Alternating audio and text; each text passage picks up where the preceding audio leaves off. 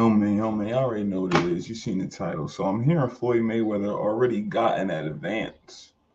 Those of you who don't know, an advance is like when you go and get your money early from when you were basically supposed to get it. So he got an advance for the Manny Pacquiao fight, and he has two other fights in front of it. Does that mean he grabbed the advances from those two fights as well? And by fights, I mean exhibitions. But that's not the reason he's in breach of contract, my friends. The reason he's in breach of contract is now he's coming out and saying he's scheduled an exhibition with Manny Pacquiao as opposed to a real fight, which was what was agreed upon in writing. So we're gonna see what the community has to say about this. Yo, Tim Desert Storm Bradley, you already know the damn rest. See, I can relate to anybody. It don't matter. I'm multicultural. I got some people that come on this channel and be like, Tim talks black. He's talking black. Oh my gosh. I can't believe that Negro is talking black. I'm just like, what the fuck color am I? I promised my wife I'm gonna stop cussing on this damn thing, man. Uh, I'm gonna do my best, but I am black. Yeah, I'm black. Oh, I was raised up in the hood. Oh, he's from Palm Springs. There's no hood in Palm Springs. I don't know what he's talking about. Yeah, you know what the hell I'm talking about. There's a hood in every place. Yeah, I grew up in the hood. Yeah, and occasionally, you know, that side of me come out for sure. Hell yeah, especially when somebody take me there. Shit. Yeah. Oh yeah. I can hang with the essays. I can speak their language. You know what I'm saying? The Mexicanos, I could be there. Yeah, yeah, yeah, yeah, yeah. I could be all that. Yeah, I could do all of that too. You know what I'm saying? Echa la way, cabrón, que pasó, que pasa. Que pasó. I can do all of that shit too. And hang with them. Man, shit. I can hang with the corporate America. Hi, how are you? Very nice to meet you, sir. Oh yeah, I can do all of that shit too. Oh, so wonderful to see you. I can do all of that too. You know what I mean? Like, there's so many different sides of me and so many different layers, man. I'm diversified culturally. Shit, my wife is from Guatemala. You know what I'm saying? My kids are Guatemalan and black. I got all kind of friends and stuff, man, that you can relate. I can relate to. So I don't understand, like, when people y'all try to put me in one little box and think that I'm something. I'm like, bro, you don't know what the hell you talking about at all. Yeah, you don't know. I'm a Virgo. I got multiple personalities, man. I do. Depending on how I wake up in the morning time, is how my day gonna go. That's what it is. And some things in our life that we hold on to, we can just let go of that. We can let go of that. So whatever happened yesterday, argument with my wife or whatever, that was yesterday. Arguing with the homie, that was yesterday. That was today a new day. You know, be proud to be on the other side, this side right here, not 6 feet under. Not on some urn on somebody's shelf. Yeah. So, well, anyways, I just had to say that, man, because I see all y'all comments, I read them and stuff. You know what I mean? And I will clap back because it's fun for me. I might hurt your feelings and you unsubscribe because I clap back at you. But that's just again, I tell you, it depends on how I feel. I might clap back at you and with a joke, off your or off what you say. You know what I'm saying? I might clap back in a mean way. You know what I'm saying? It just depends on how I feel. That's just what it is. So, but anyways, the couple of things that I want to talk about. One is this Mayweather situation. Um, I just want to make y'all aware. It's not. I'm not 100% right on this. You know what I mean? Like, I don't know the legalities of the actual contract and why Mayweather is choosing to do what he's going to um, do what he's doing. I don't think Mayweather is afraid. I don't think he's afraid. I,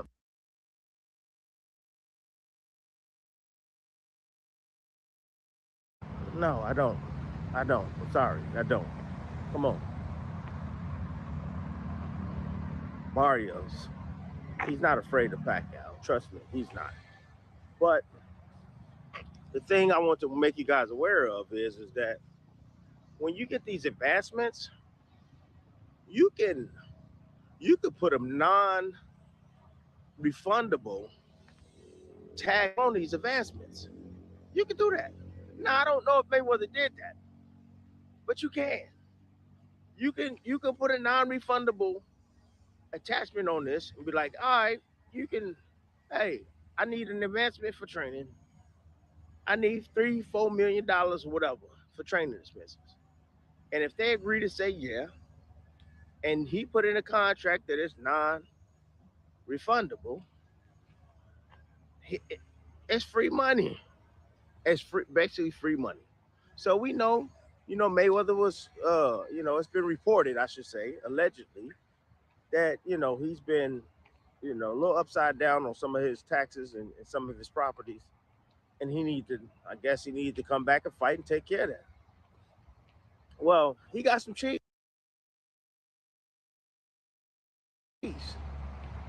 from that advancement. I'm pretty sure he took care of that, and now he's chilling. Now he's saying to himself, I'm damn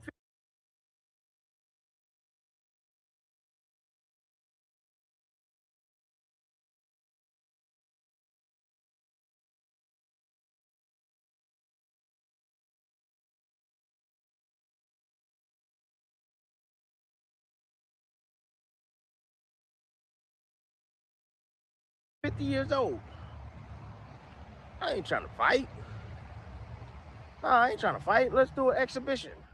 You know what I mean? Like, this shit don't even make sense. I'm 50, you 46. Bro, let's just be smart and do an exhibition. And I get it. Everybody saying, oh, well, he signed Tim for a real fight and all this stuff. I get it. I get it. I'm not going to argue that. He right. You signed Mayweather, damn it. You're supposed to be fighting for real, for sure. Yeah, absolutely. But I'm just trying to give you a little insight on the stuff I know that could have happened, right? That could have happened. Maybe Mayweather was thinking like this. I don't know. But I just know that that money he received, I'm pretty out, man, damn it. I don't know for sure, but damn it, I'm probably about I know I'm 85, 90%. I'm telling you, because he wouldn't, I don't think he'll be doing this. This is business. So he's just saying, I understand it was a real fight, but now I want to change it. I want to change it now. I got my advancement.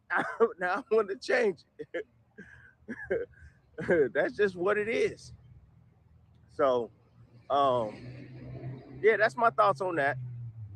Uh, I think it's real interesting that Haney pulled out of that Rolly fight, and it's interesting in the sense because, um, Turkey Al-Sheikh ain't involved in that. I've been seeing some back and forth. I don't know what the messages said. I can't remember off the top of my head, but I know Turkey replied or rebutted to, uh, I guess, to Devin Haney. But I was like, and I'm seeing, Blue Blood Report 1.5 split this pot and all. This shit, I don't know. I don't know. All I can say is this: when you're part of the promotion, okay, because that's what Haney was going to be, a part of the promotion. He got Haney Promotions. You know, you have to take risks, okay? You being the fighter and the promoter. Rolly was willing to take risks too, and willing to bet on himself. What does that mean, Tim? Bet on himself. Well, he was gonna take a small little lump sum up front, and he believed that the pay per view and the venue will sell. That's what he believed. It will sell. Haney and them don't believe it's gonna sell. They don't. They want they guaranteed money. When you negotiate a contract, you usually put a limit amount of money that you're guaranteed. All right, I'm guaranteed $6 million no matter what. No matter what happens, $6 million. You know, um, and that's all you get. That's all you get. Yeah, $6 million guaranteed. That's all you get. The Haneys are looking for something like that. They not looking to, you know, hope and think and they just want their money up front. I want $7 million guaranteed no matter what, or whatever the number is. Okay. And they're saying, no, we can't do that. No, we can't do that. So he's saying, well, look, the same thing happened with Crawford, right? Crawford, when he was getting ready to fight Spence, Crawford was looking for a guaranteed. And Heyman was like, hey, you can make more money this way. If the fight sells, if you're as big as you say you are, you can make more money this way.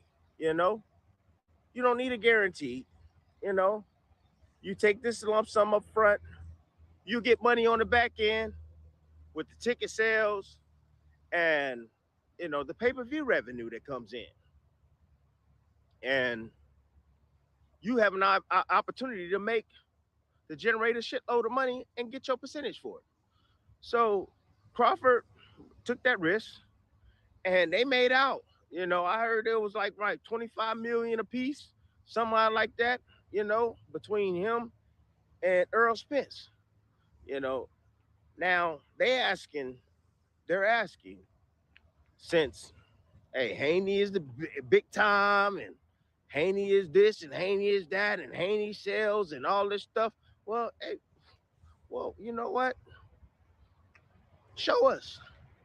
That's all I'm gonna tell you. Show us, because it's so crazy how everybody's ridiculing and going crazy with Virgil Ortiz and his manager looking for more money from De La Hoya.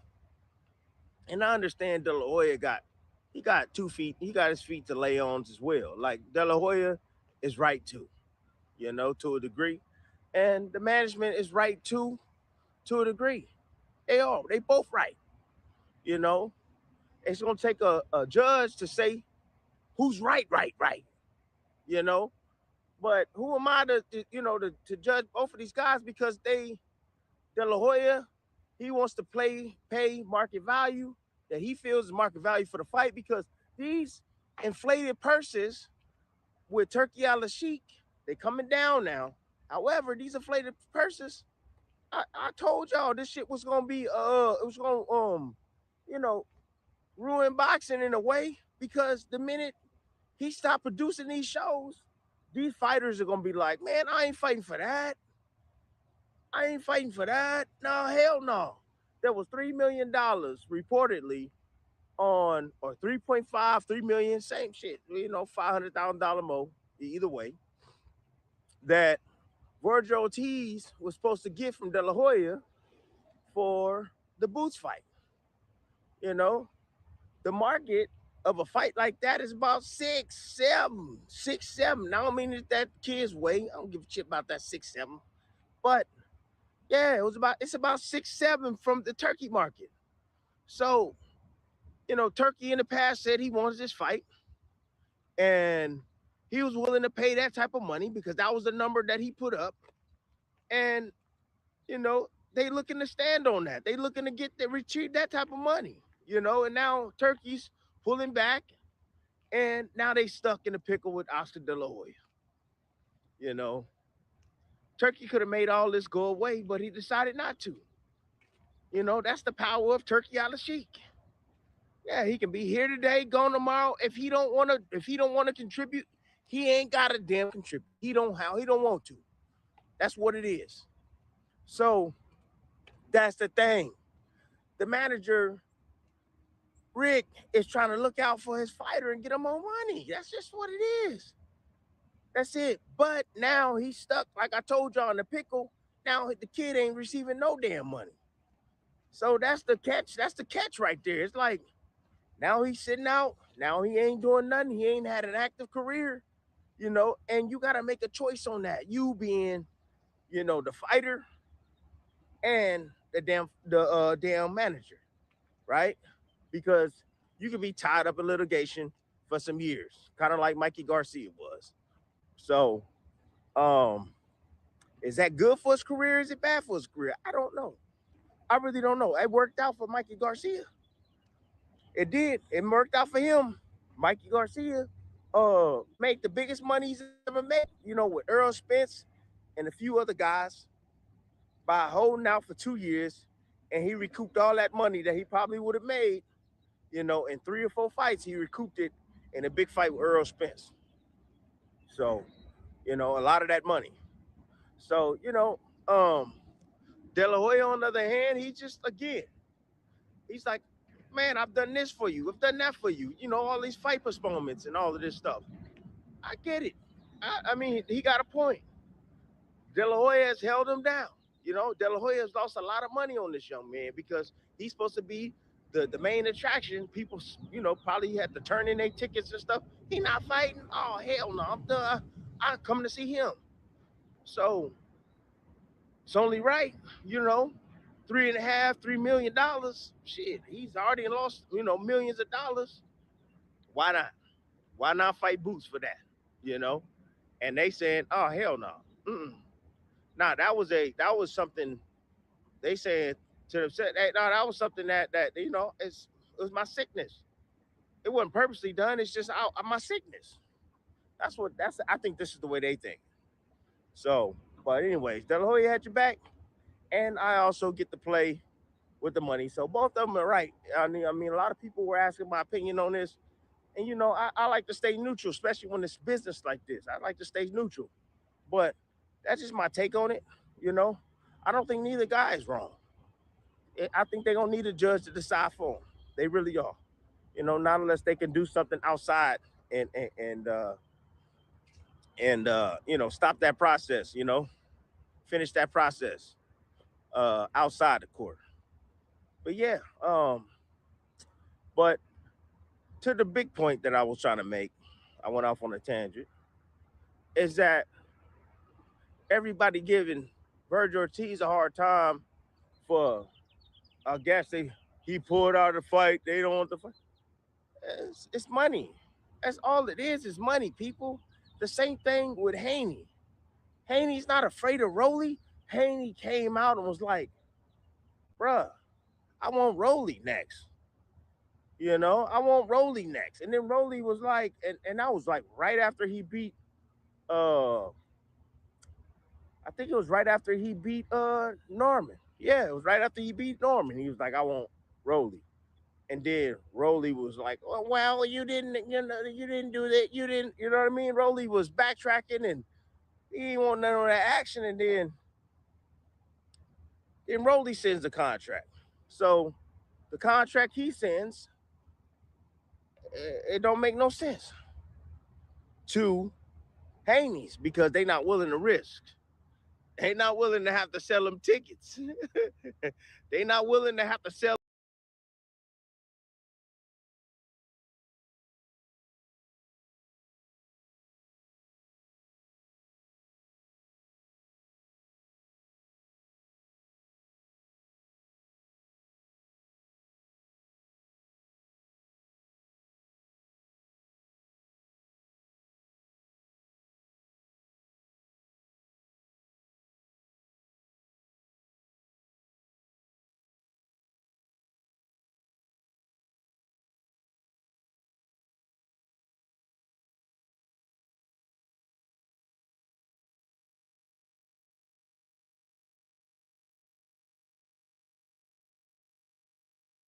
Age group of school, and everybody respects you. It's the absolute best. And what a savage.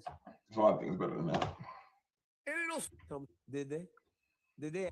Oh, Yes. oh, he's the best. That boy's butt because he hit him with the stick. Great job, Priya. Great job. You're a legend now in West Lynn, and you deserve every bit of it. Chill. You want to know another legend? Chama, Alex Pineda. I mean, this dude, Alex Pineda, is crazy. Chill, the way he went at him, how could the first fight be so different from the second fight? I know all the things he said before, and you almost take that in with going, like, sure, excuse after excuse after excuse. But the guy said he was hurt. He said he was not at himself. And after what happened last Saturday, it's hard not to believe him. I will set this up as plainly as I know how to speak. This was the most underwhelming title fight of 205 pounds in a couple of years. The town was just not talking about it. Coming out the backside, they're gonna have a merchandise or a live gate or a pay-per-view record. They're just not. It was a necessary fight, and every now and then you have those. Daniel, coming out the back end, I have never been in a building that gave that kind of a reception. I could feel it myself. This was not only congratulations, I didn't know you could do that. Congratulations, underdog. Congratulations, young man, you're a world champion. It was inspiring. The older athlete, you tell me one time, and feel free to bring in the Lakers, bring in the 49ers, do any sport any way you want to do it. When 5 months removed with nothing to point to in between there except a little focus in training camp, you have ever seen a script flipped to this extreme, not to mention it got flipped to the older guy. I don't know that they're going to give Pierre credit for that takedown. Like, there's something that happens to get an MMA takedown. In every version of wrestling there is, one guy's down on his back, the other guy's on the top of him. If I told you Alex Pierre was going to take down and ground to pound Uncle Live, and by the way, he's going to do it inside of 2 minutes, you would have bet the house against me that I was wrong. You would bet anything to say he would not end up on top. But I mean, Ankalaev shoots defensively. The way Pereira went out to start the fight, it was almost like he heard everything everybody said in between. How when everybody was speaking of how he spent too much time backing up, he looked like he was a counter striker. His back was spent too much time against the octagon side. It's like he had taken all of that in the time away. He definitely knows the counter strike.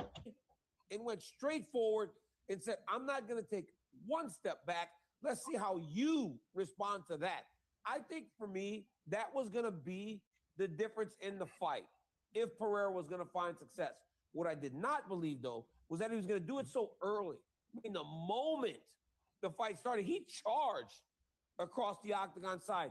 And, Joe, I think that Ankalaev might have had a false sense of what he was facing because of what he faced the first time.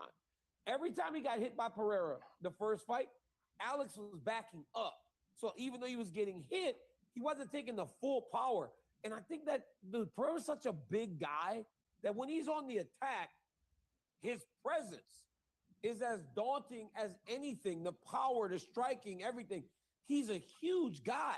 So his presence can be an issue.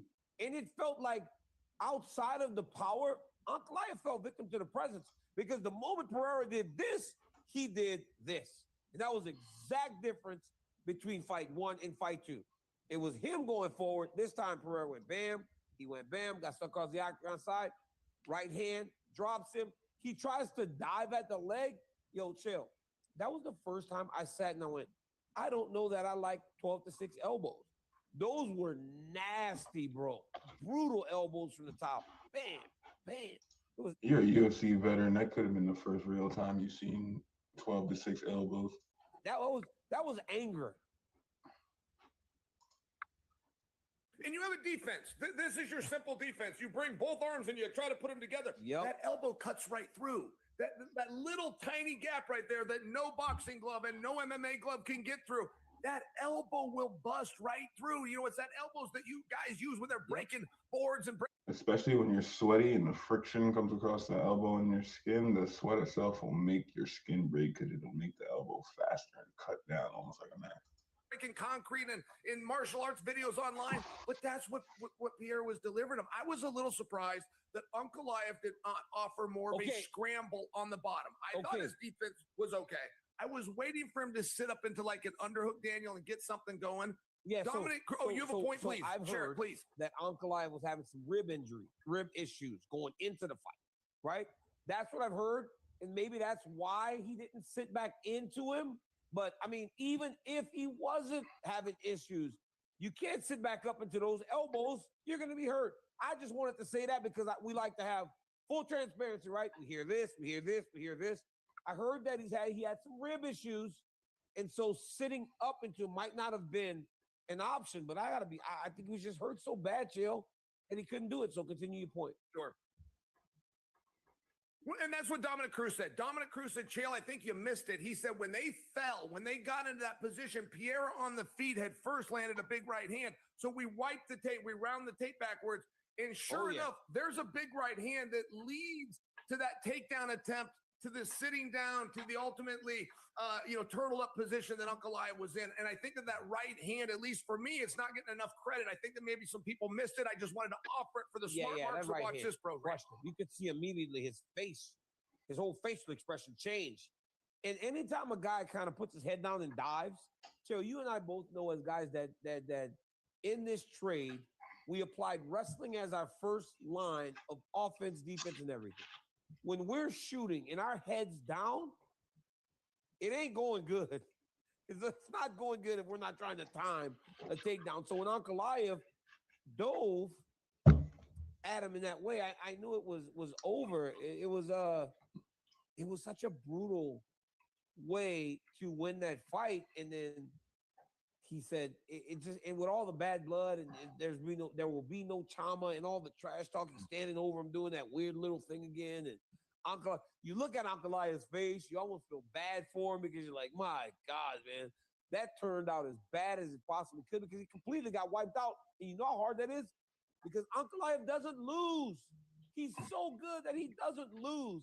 So for Pereira to do that to him in that way, bro, his legend just continues to grow.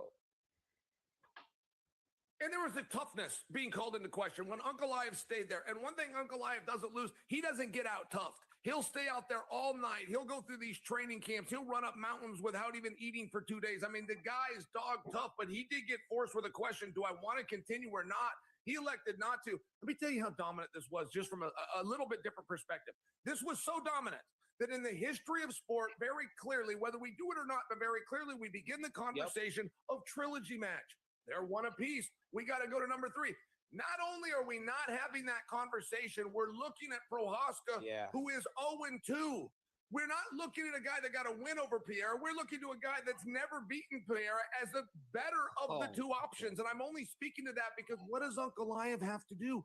What would he have to do? He's got to come back through and he's got to win a couple of more matches against who? All guys that he's already beat or all guys that Pierre has already beat? It's a colossally weird situation, which is where the idea of John Jones is such a sweet piece of parody that nobody saw coming. We will talk about that in a little bit. I don't want to get ahead of us, but Pereira has now won that belt twice, Chael. Immediate rematch. Izzy knocked him out in the immediate rematch, I think, when he beat Izzy. I asked Plinio Cruz, I go, what does it say about Alex to be able to have 7 months to prepare? Because remember, Chael, when he lost, he had been fighting and fighting and fighting and fighting. Every time someone needed a main event, they called Pereira. This time he was out for 7 months, had time to recover all the little injuries and really focus. Because John Wood said last week, he goes, man, before that first fight, he goes, I travel the world with fighters. He goes, whether it's in Bellator, PFL, UFC, small shows. He goes, no matter where I was, Alex was there. He said, every guest fighter appearance, Alex was there. He goes, and even if you think you're training in every hotel room around the world, you're not at home getting prepared for the fight. This time he did 2.5 months straight in Danbury. What does it say about Alex and his ability to prepare when he actually has time to prepare for a fight? Belief. Belief is one of these buzzwords people throw out with motivation and confidence and hard work. But belief is very real if you really believe it. Like I watched Alex Pierre. I saw him in those hotels, and I saw that when he traveled around, which was a little too much travel, but he did have his coach with him. He did have his training. He did do 2 workouts a day. He wasn't skipping them. He was eating right, but he didn't believe it. He knew I got to be buckled down. I got to say no. The number one thing that you will know in life if you're focused, are you saying the word no a lot? If you're saying no, if you're saying no to these invites, if you're saying no to these trips and opportunities, that's what focus is. And that's really what Pierre did. And whether physically he threw more punches in the gym, whether physically he sparred more, got more jump rope, or got more miles on the track, isn't overly the point. He believed it. He believed I now paid the price. He believed I said no and I sacrificed. And it was that belief that really came through, in my opinion. Absolutely the truth. Because you remember when we were doing other shows together, it'll be like a month or two where I wasn't working if we were fighting because you were saying, no, I can't do that. I can't be at work. I've got to focus on what I want to focus on. Chill. After the fight, Pereira, first off, gives a moment of silence for John Jones's brother, which was unbelievable that he did that in that moment, right? But then he goes to the post-fight presser, and when they were asking him about the future, right, he brought up Jones. He said, Aspinall, Cyril Gane, almost like deflected that and said, I want to fight John Jones. I mean, does this make it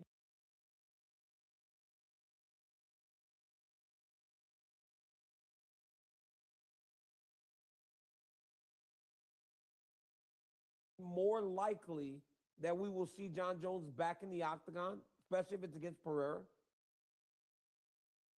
I predicted for you, Daniel. I told you all week, and people were kind of looking down on me. I said, I don't think we see John Jones return against Aspinall. I think we see John Jones return against Pereira. And I said, and I don't think it matters if Pereira wins or loses. He becomes a heavyweight, and that match is so special for so many reasons.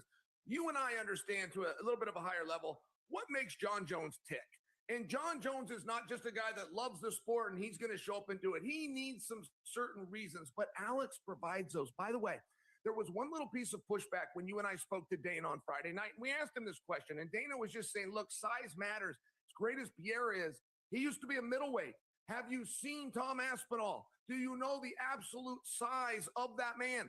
But now that we're not talking about Tom Aspinall, now that we're talking about Jones, who Pierre probably weigh a couple pounds more, let me give you the hot take of the day. If I'm in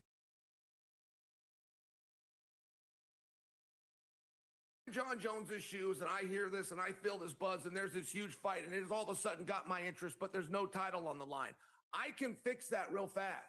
I can say, I will fight you, and I'll even find a world title, because it's going to be yours. I'll see you at 205 pounds. And if John Jones does that, my partner, we're having a very different conversation. Oh, chill. Oh my God, I didn't even think about that.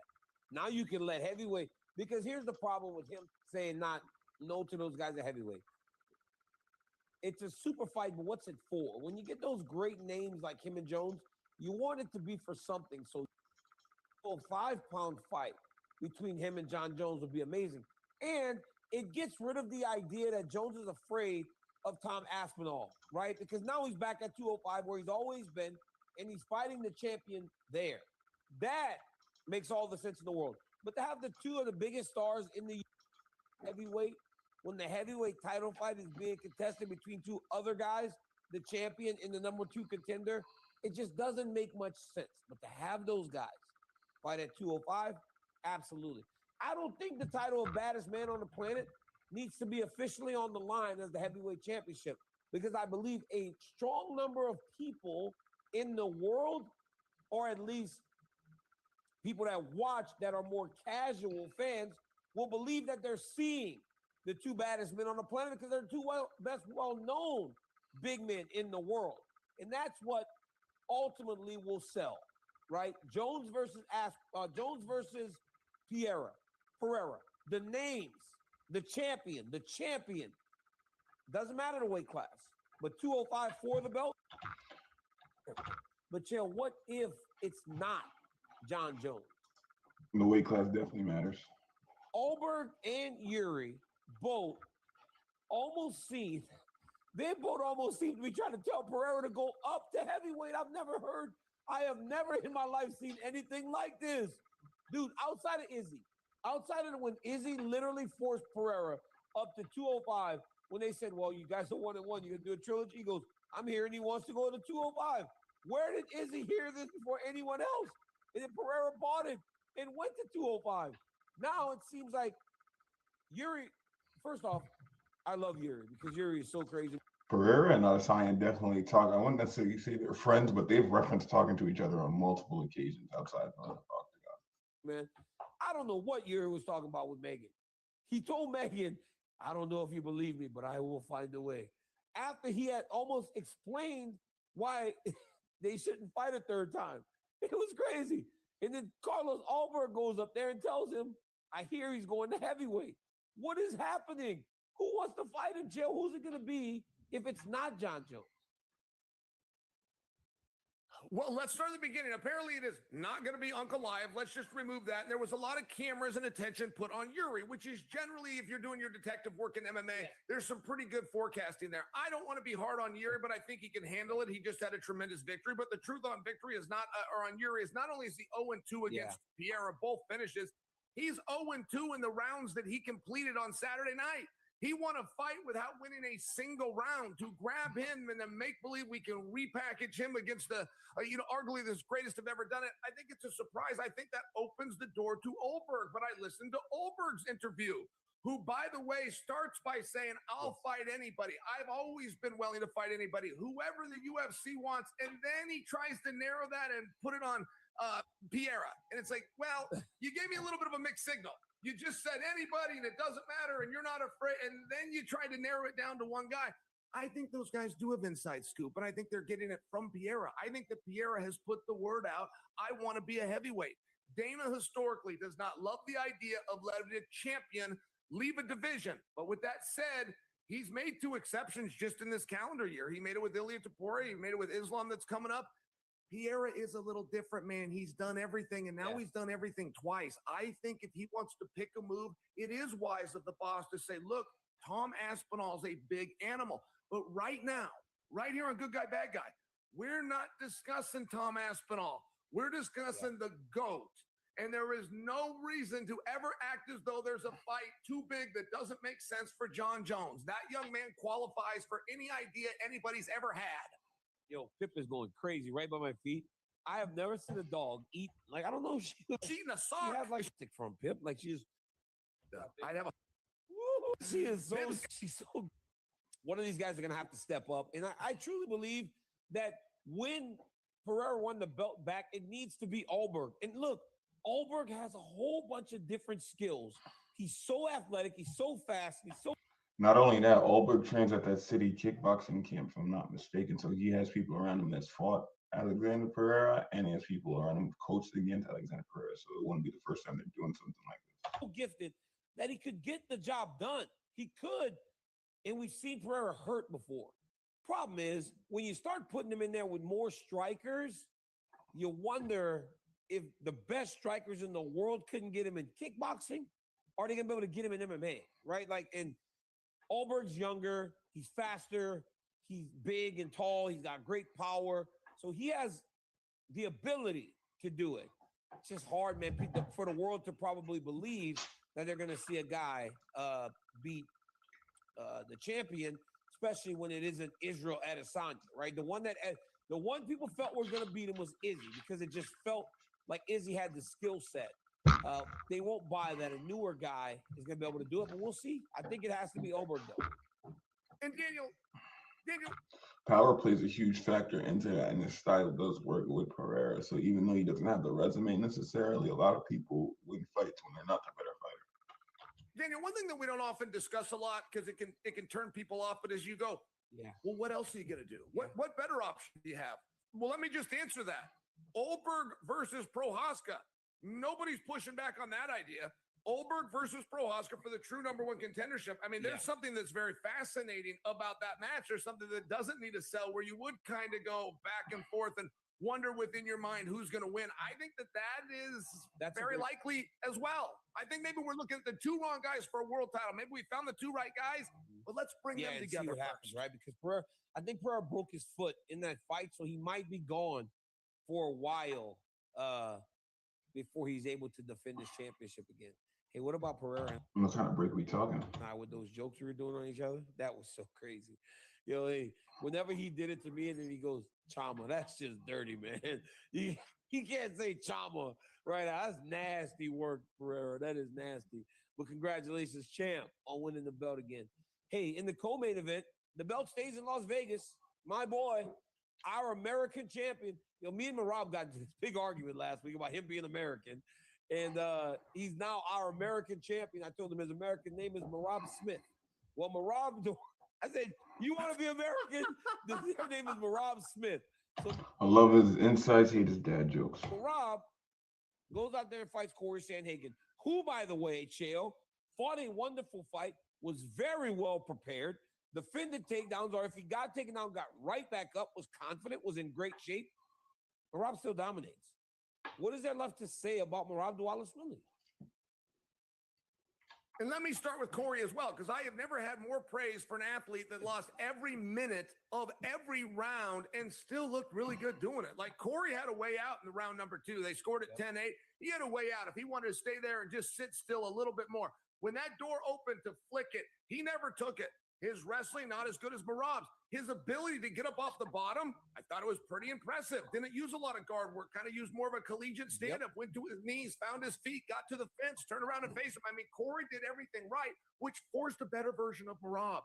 Like, you really do need to understand how well Sandhagen fight to be able to give Marab the correct compliment for winning all 5 rounds, one of them 10-8. My goodness, and he did it everywhere. Marab told us a week ago, and you and I, of course, dismissed him as, you know, a fighter trying to throw you off his strategy. When Corey Sandhagen first got on the scene, he was taking his stake as one of the most accurate fighters we've seen at that weight class because he was so sharp. He broke like 2 people's orbitals. He caught somebody with a spinning hook heel kick and broke the orbital. But he said, I'm going to outstrike Sandhagen. I promise you I'm going to outstrike Sandhagen. I know you think I'm just saying it, but I'm going to do it. He did it. And yes, his wrestling was on point, and yes, his mat returns and ground and pound was there.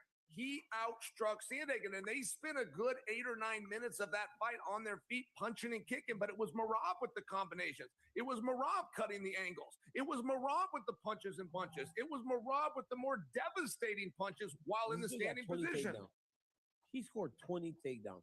When Khabib got 22 takedowns, by the way, mat returns aren't takedowns, but if that's what we're calling them, Chael, he did that 20 times.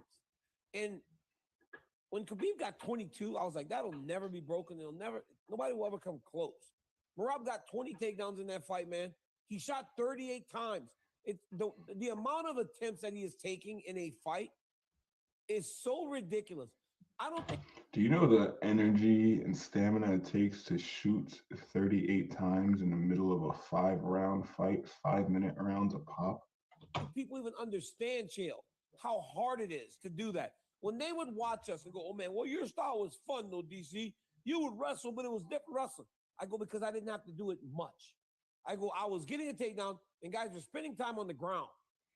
He's doing that when they're getting up, and he's constantly putting himself back in position to take these guys down. It is so exhausting.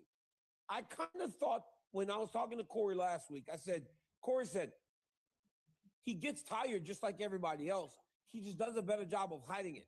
I don't know that I believe that anymore after watching what I watch. I don't think he gets tired because Rogan said when he watches him, he watches the belly, right? You know, when you run or when you grapple or you wrestle, you're like heavy breathing and your stomach's like in and out, in and out. Marab's isn't doing that. And when I watched it in between rounds, I'm like, well, he's not tired. He's in the shape that is advertised. I know it sounds impossible, but it is. And I believe without a shadow. Not really. At those lighter weight classes, you literally have less weight to move around and work with. So a lot of them do have high output. Without doubt, look, man, all credit to the greats. Dominic Cruz being the one that I believe was the greatest bantamweight of all time by far when you combine everything he did in the WEC and everything he did in the UFC. There is no doubt in my mind that Merab Dvalishvili is the greatest bantamweight that has ever fought in the UFC, Chael. And I don't know, you know the history of the game a little better than me. But from my eyes, I've never seen anybody better in this weight class. That weight, the pacing, the way he has made a weapon out of pace. Randy Couture was the first to do it in our sport. That was kind of the Dan Gable idea, but Randy brought it to MMA. Pass that torch to St. Pierre, who passed that torch to Khabib, and now you've got Merab. I mean, I'm mentioning the... There's a lot of people who weaponize stamina like that he didn't mention. You got Cain Velasquez, who's in prison now, but he was a big heavyweight that had unlimited volume and stamina. Then you have the Diaz brothers. I feel like those guys are the real stamina weapons that nobody had real answers for a lot of the time. Absolute most elites in 30 plus years of watching this, but they can just do more than you can. They can just throw more than you can. Fighting ultimately is a dance in that one person leads at a time. Both guys can't be leading. One guy's got to be protecting, then he comes on his offense, and you pass this back and forth, which you have to do unspokenly because nobody has the cardio to go 25 minutes in that direction until now. Who does do that? I heard Joe's analysis of it. I can't challenge him. I think Coach Cal and an Aerodyne with a couple of bands might be the only way that you and I find out what Merab's actual limit is, because there's not something within MMA that's going to get him to his breaking point. I swear to God, I would love to see how hard he would have to try to push Merab to. And I don't want Merab to go when he's out of camp. I want Merab when it's like a week or two before the fight, where he's in phenomenal shape, to see his max, to see his limit of his push, because I don't know that anybody has ever pushed in that garage like I think he would in order to whatever that limit is, Coach Cal will find it. Coach Cal will, whatever it is. But it's going to be some of the hardest work he's ever had to do in his life. Hey, Merab says that he wants to fight again in December. But before I get to that, Joe, what is it going to take to beat Merab? You got to knock him out, right? Like, if you're going to beat him, you have to put him to sleep, right? You got to flatline him, because winning a decision over him would seem exceedingly hard. You're definitely not going to out-wrestle him. Your only real chance is to, just like he said, either knock him out or outstrike him with volume. But his volume output is so crazy himself with the wrestling, he'll end up wet blanketing you and smothering you throughout the round.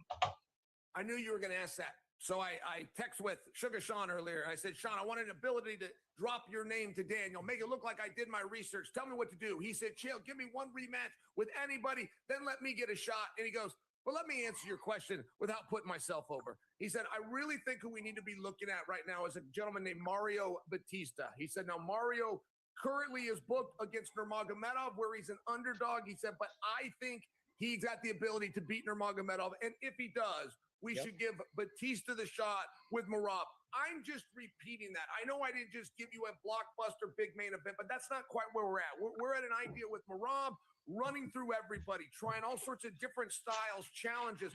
It takes 4 or 5 guys to beat one of the greats. 4 or 5 guys have to fight, and their trainers, they got to sit down and take notes. And then one guy tries and gets a little closer, goes, there's some opportunity there. Oh, he even lost a round. And then when you finally get to that 5th, 6th, 7th guy that can go out and implement it, that's where we're at in this process of trying to crack the code that is Merab.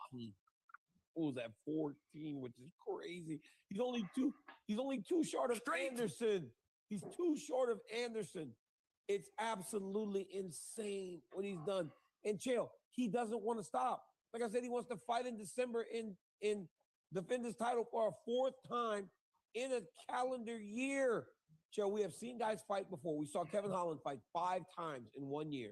Kevin Holland wasn't a champion, wasn't main eventing all these fight cards, but he almost won Fighter of the Year for his activity. If Merab wins or fights a 4th time and defends that belt, this is the greatest fighting year we've ever seen. And it's not 12 months, just 12 months, July to July. I'm talking from January to December. This dude have fought 4 times and defended the belt 4 times. Would that be the greatest year in MMA history? There's the sport, right? But then there's the game, which involves the sport and the business. I love what Merab's doing, but to act as though he didn't just do it in a co-main event, I know. I bought tickets. Yes. I bought tickets. I spent 10 grand to go and buy tickets for me and my family. It was that hot a ticket, Chael. It was such a hot ticket that me, as the UFC heavyweight and light heavyweight champion, they said, DC, we have no tickets. I said, then I'll buy them. I have to support my guy. I bought front row tickets. And it was just the when Conor walks out, when Khabib walks out. It's tight born, I ain't even gonna lie.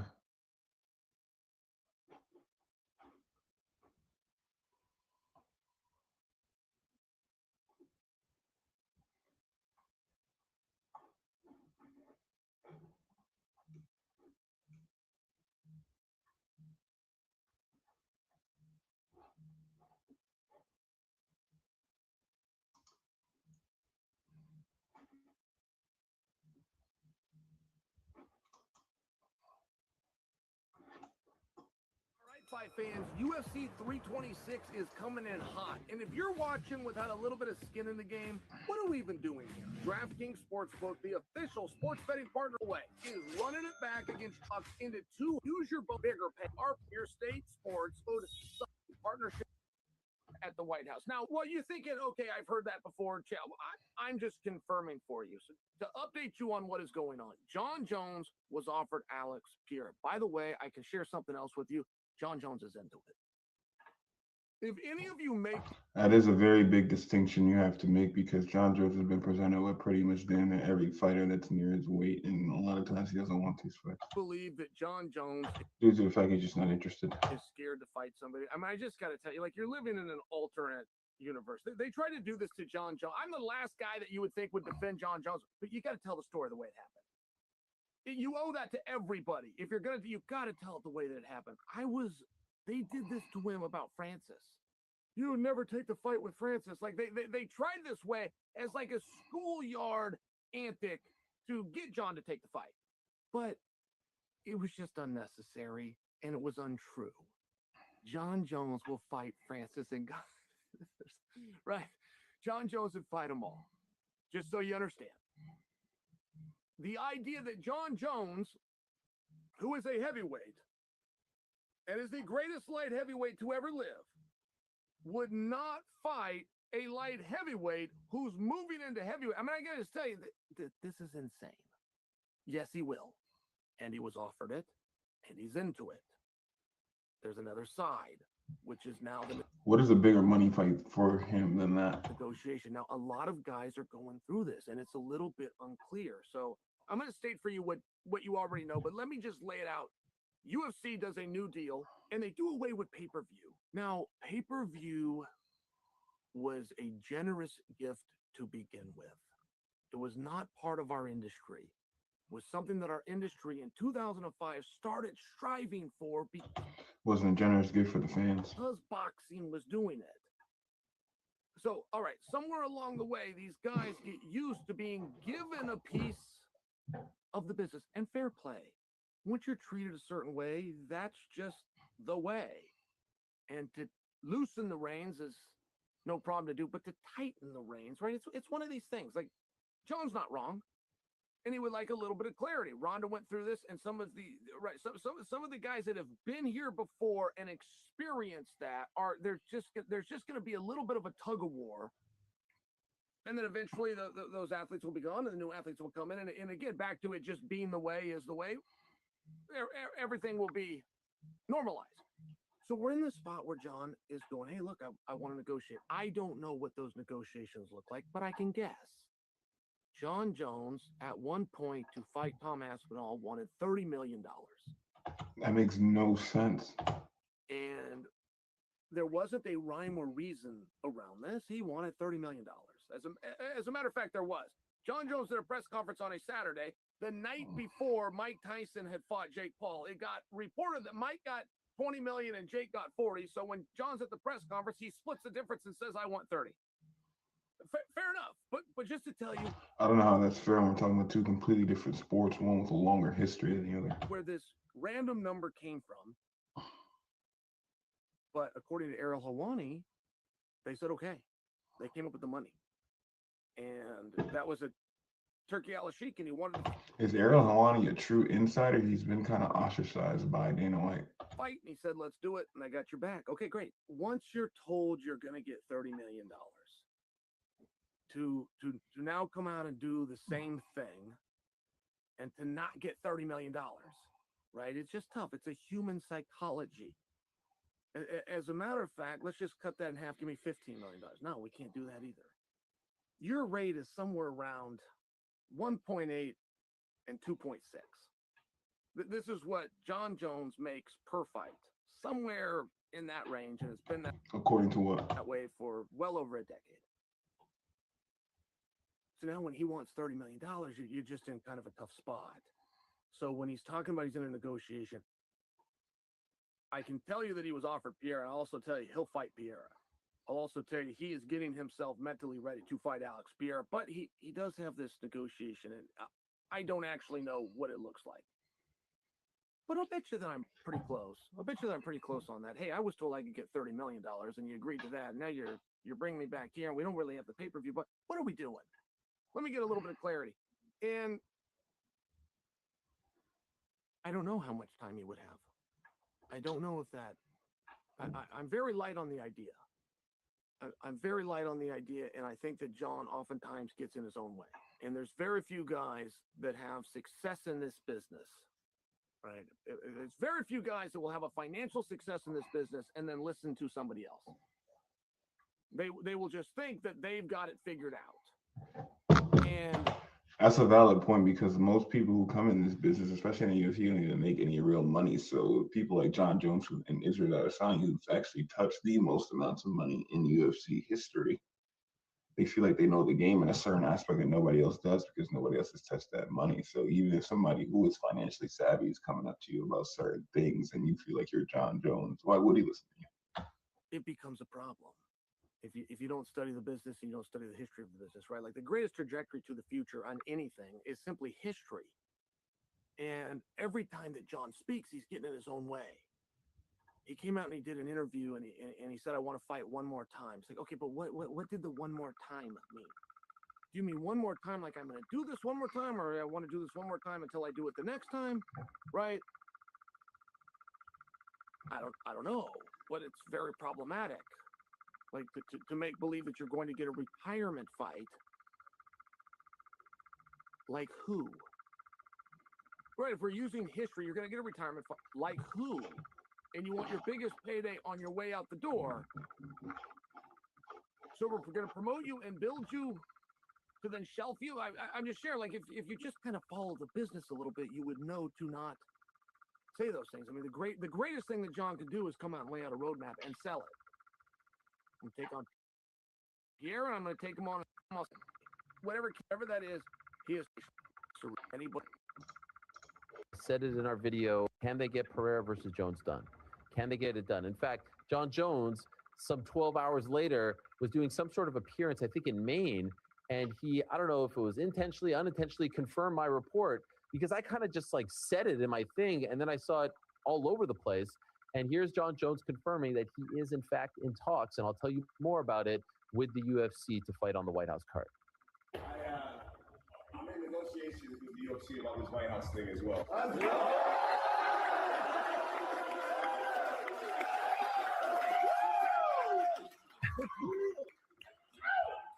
Very proud American, and next not one more time. Why does that look like a gender reveal or something? And why is everyone congratulating him and cheering for the announcement that he's in negotiations? I mean, it's a big step. My favorite thing Who are these fools? Like, where did these guys come from? What are their credentials? is the pacing back and forth. You know, like he's holding court Like there. he's got something exciting to Yeah. share with all of us. It is Well, it's exciting. exciting, yeah. Yeah. You tell me if you feel differently. I don't think John Jones would have been the holdup on this fight as opposed to he was in the Tom Aspinall negotiations, right? In the Tom Aspinall negotiations, John Jones was the one that said, I need this dollar figure, make it right, and I'll fight. Then they did, and then he didn't fight, right? He was the holdup. Tom was not the holdup. Yep. In this current iteration, in this White House fight, potentially against Alex Pereira, I don't think John Jones will be the one that will be holding up ceremony, right? It was the UFC, right? They have other options, right? Hey, we're gonna do maybe Conor McGregor, maybe Ilia Topuria. All these other options are on the table. Dana White miffed at John Jones, doesn't want to call him. Now all of a sudden, you're in the scenario that I've been predicting since December, where you got to break glass in case of emergency, and you call John Jones. I don't think he's the holdup anymore, so I'm pretty hopeful that he will fight Alex Pereira. There's only one potential holdup, and that's the UFC. Right, and it's not John this time. No. Yeah, and he ain't getting $30 million for this, in my opinion. he blew it last But time. it's fine. Honestly, I think it's one of those where he's like, Talking about he blew it last time. It was never realistic to begin with in the first place. he's at peace with that. I think they'll do right by him. I think they'll pay him very well. I think he'll do very well. He'll get millions of dollars, no problem. I don't know if it's going to be 30. I think the only potential holdup is the UFC.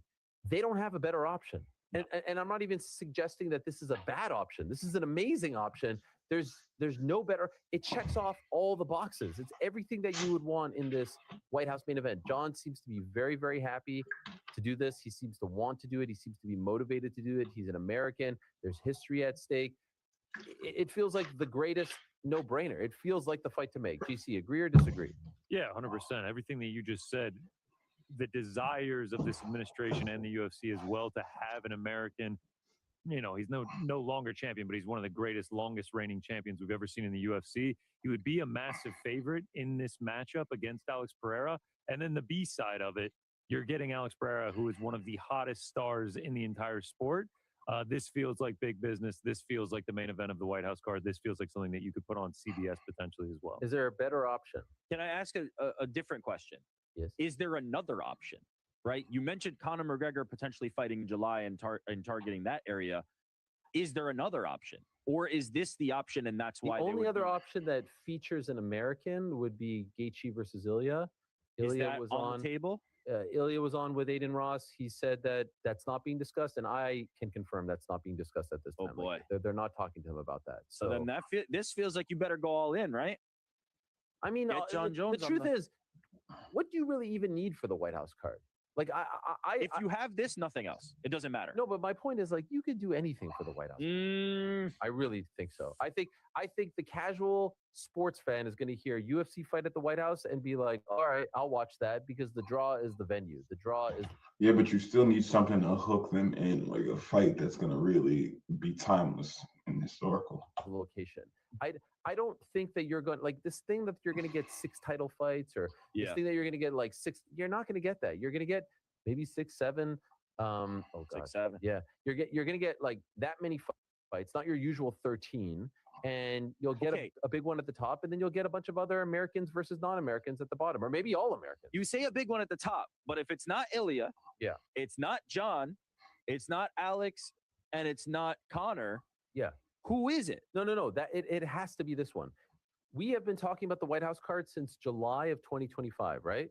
We've been talking about this. It has now become crystal clear, right? We were always saying it's a little too soon. It's a little too soon. The time is now. And in a 5 to 6 year stretch, when they couldn't get John Jones versus Francis done, and they couldn't get John Jones versus Aspinall done, and they couldn't get John Jones versus Francis done a second time, and they couldn't get Francis versus Aspinall, and every other freaking iteration, it's right here. You've got a mega fight on your hands in the most like famous venue of all time that you'll ever put on a fight. John wants to do it. Alex openly wants to do it. He just vacated his title. This is it. Now's the time to do it. Like, make this fight happen. And that's it. It's they could have been faced with a UFC 300 situation where they literally had nothing. They had to call upon Jamal Hill to headline UFC 300. That was not the plan. That was like plan G. They've got a plan A+ right now.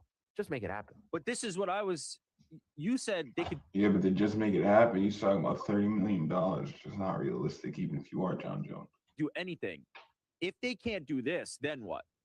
I don't even want to go there. Yeah, they need to do this because, to your point, Ariel, like the casual audience is tuning in for the venue, but you need that one big hook. Yeah. So if you have this beyond it, literally exactly what I just said. It really doesn't matter how you stack it. Now, PT, let me ask you this. Does it have to be for a belt? Like for Alex to vacate the title, does he have to fight for? No, it's not that. Belt is not that serious in terms of getting eyes on the sport, but it will be a nice plus. Interim, or dare I say, By asking this, I want to make this very clear. I do not think that they should be stripping Tom Aspinall. That would be insane. He just fought in October. So let's chill out. But do you think it's going to be for a belt? Do you think it has to be for a belt, should be for a belt, could be for a belt, interim or vacant? I think they're going to do it for a belt. I think it will be the interim title. I think, to your point, Aspinall having fought in October, I know obviously his future is really up in the air at the moment. We're waiting to hear results of how the procedures went just a few weeks back. But as we found out when we were over there, like there is a chance that there's another procedure that will have to be undertaken at that point. So I think interim is the way to go about it. I'm hoping that Tom will get back in there. I'm hoping that we hear something about this soon in terms of, well, not soon, maybe in a couple of months' time, about whether he will be back in the sport. I think the sport is richer to have him there. I think it will hurt him to watch John Jones fighting if that is the case, which will probably motivate John Jones a bit more, to be fair, because we know there's no love lost there between Jones and Aspinall, certainly on Jones' side. We know he's just kind of said Tom's an asshole in the past and things like that, so I don't think he'd mind getting one over on him. I think for the event, for what it is, I think they got to put a title on. If you're going to make Alex move up to heavyweight and not for a title, it doesn't really make sense. And what's the point in vacating it at that point?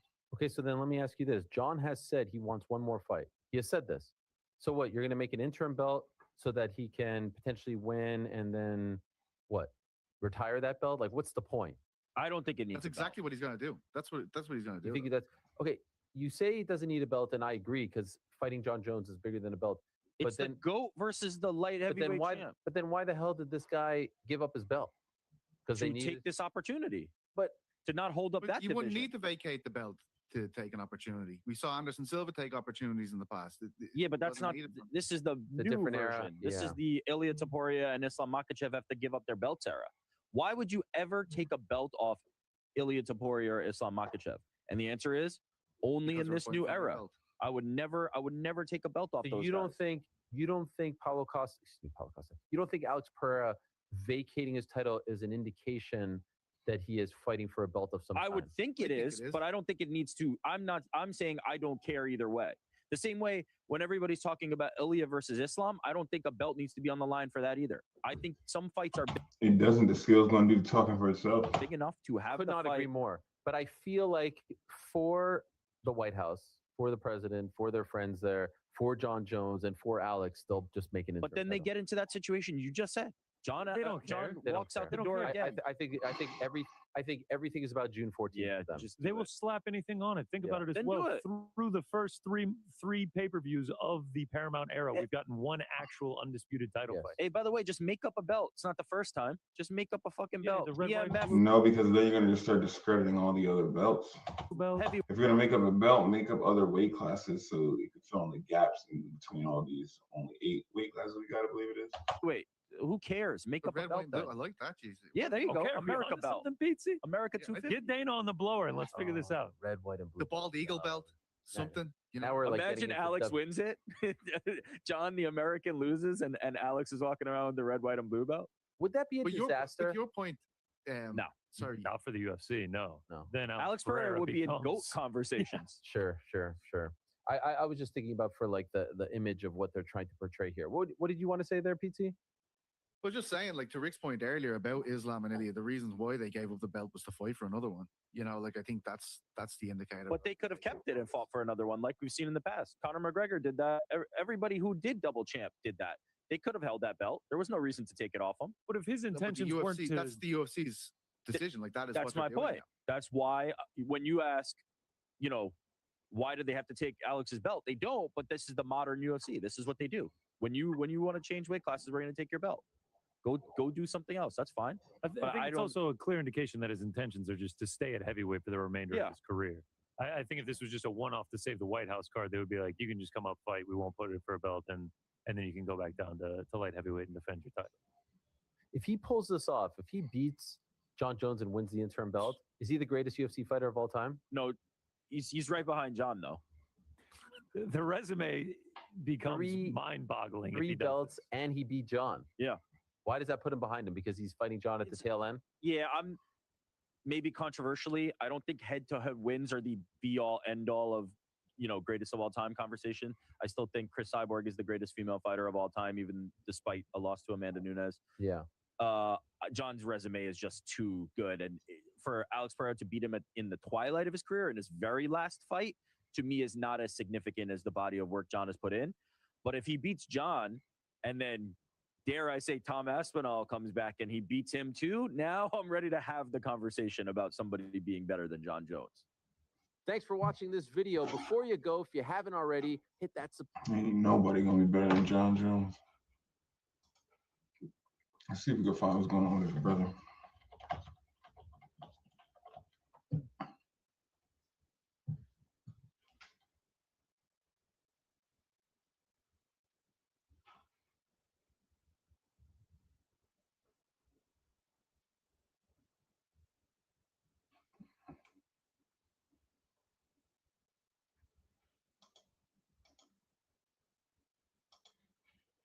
This is weird because didn't they have a mom that passed away too? And I know this one was in the NFL doing good. I didn't even know he passed away.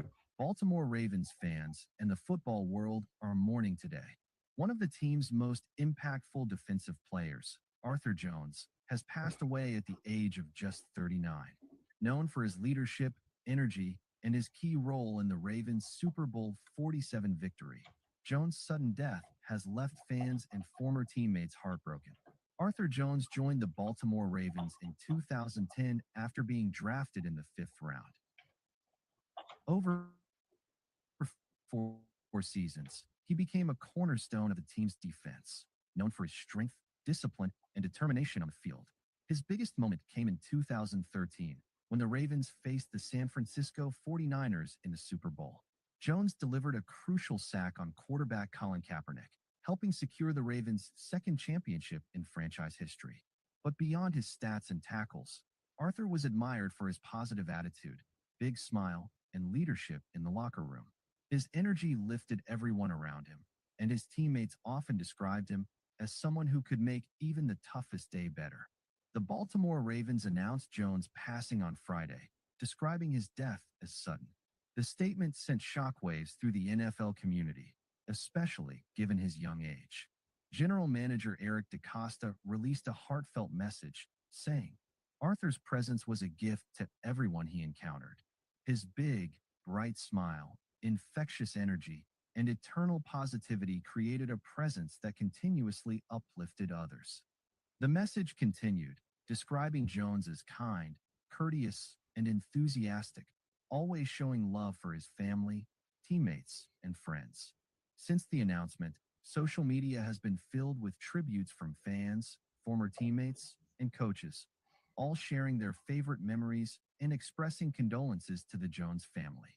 After his success in Baltimore, Jones went on to play for the Indianapolis Colts from 2014 to 2016, and later with Washington, then known as the Redskins. Over his 7-year NFL career, he earned a reputation as a hard-working, dependable, and respected defensive lineman, both on and off the field. Arthur Jones leaves behind a legacy of hard work, leadership, and love for the game. He will always be remembered as a champion, not just for his Super Bowl ring, but for the way he inspired those around him. Some media reports suggest that emergency services responded to Jones' home in Syracuse on the morning of his death after his pacemaker alerted his doctor. They also report that he had a pre-existing heart condition. However, these claims remain unconfirmed by the family or the Ravens organization, and no official cause of death has been publicly verified at this time. Our deepest condolences go out to the Jones family, his teammates, and every fan who watched him play. Rest in peace, Arthur Jones, forever a Raven. That's super sad. I'm surprised, like, I barely saw anything on him passing away. Should be an interesting video. Rashad Evans reviews who John Jones really was. We all know he's kind of a dick, but he's been through a lot in life.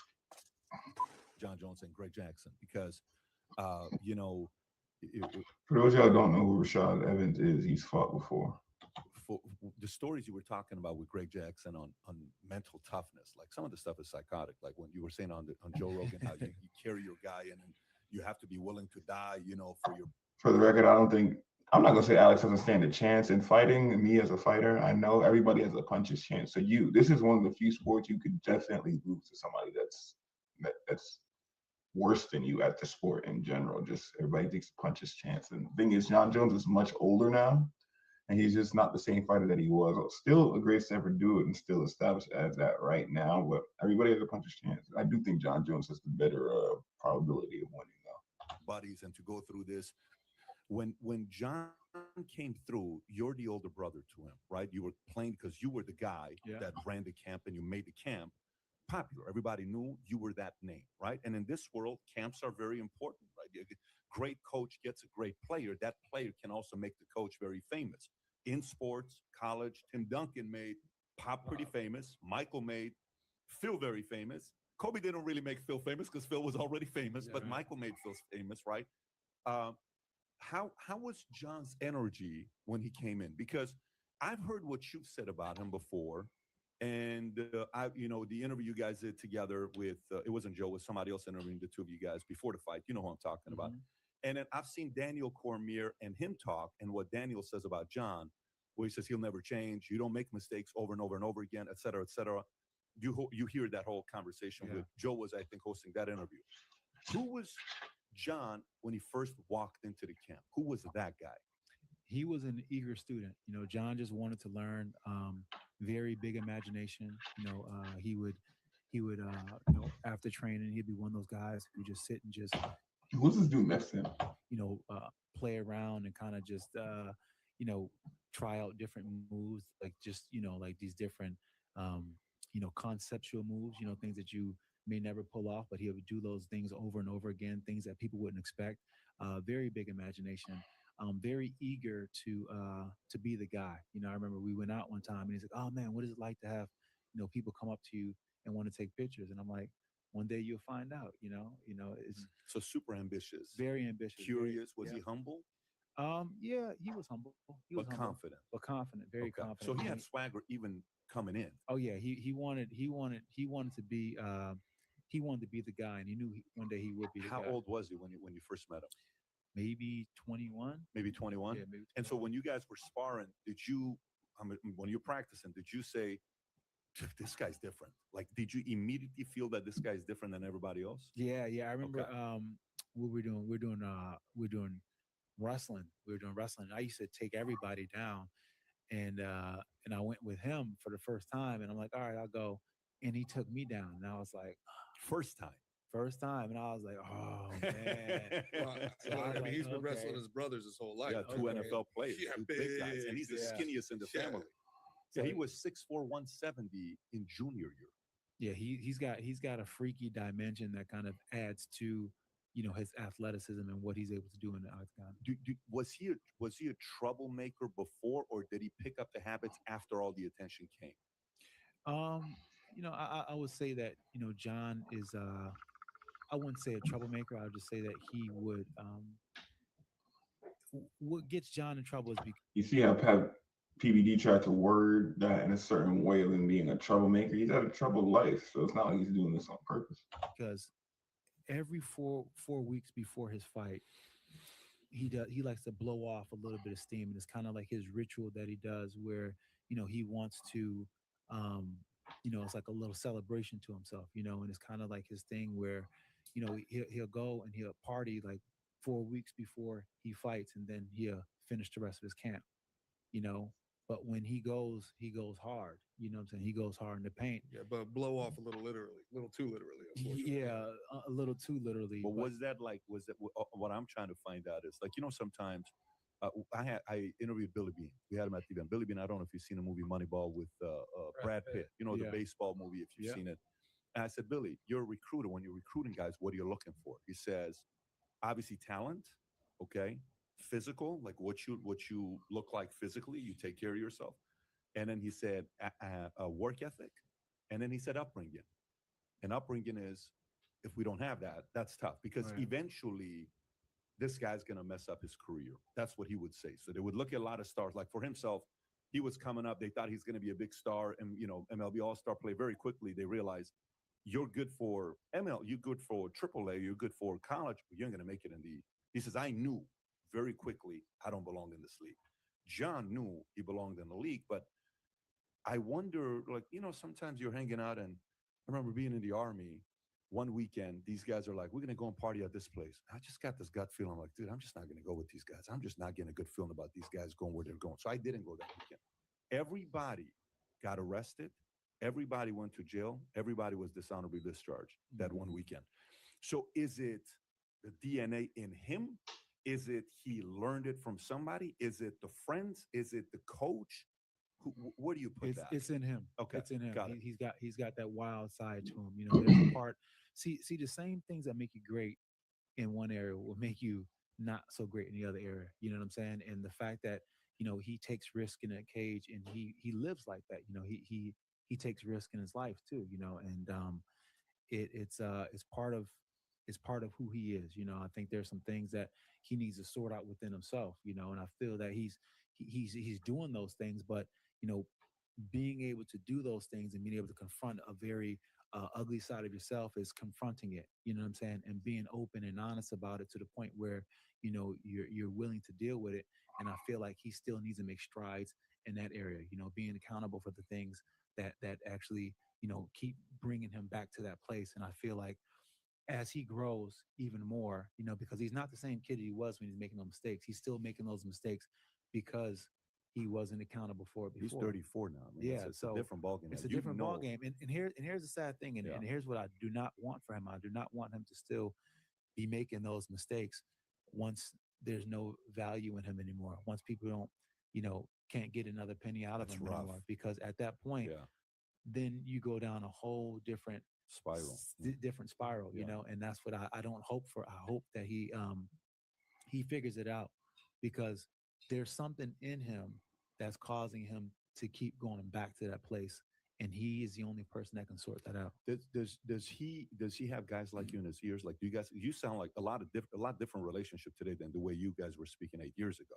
Yeah. You know what I'm saying? You sound, and the way you're speaking about him. So have you guys mended? Have you guys spoken? Have you guys hung out? Have you guys broken bread?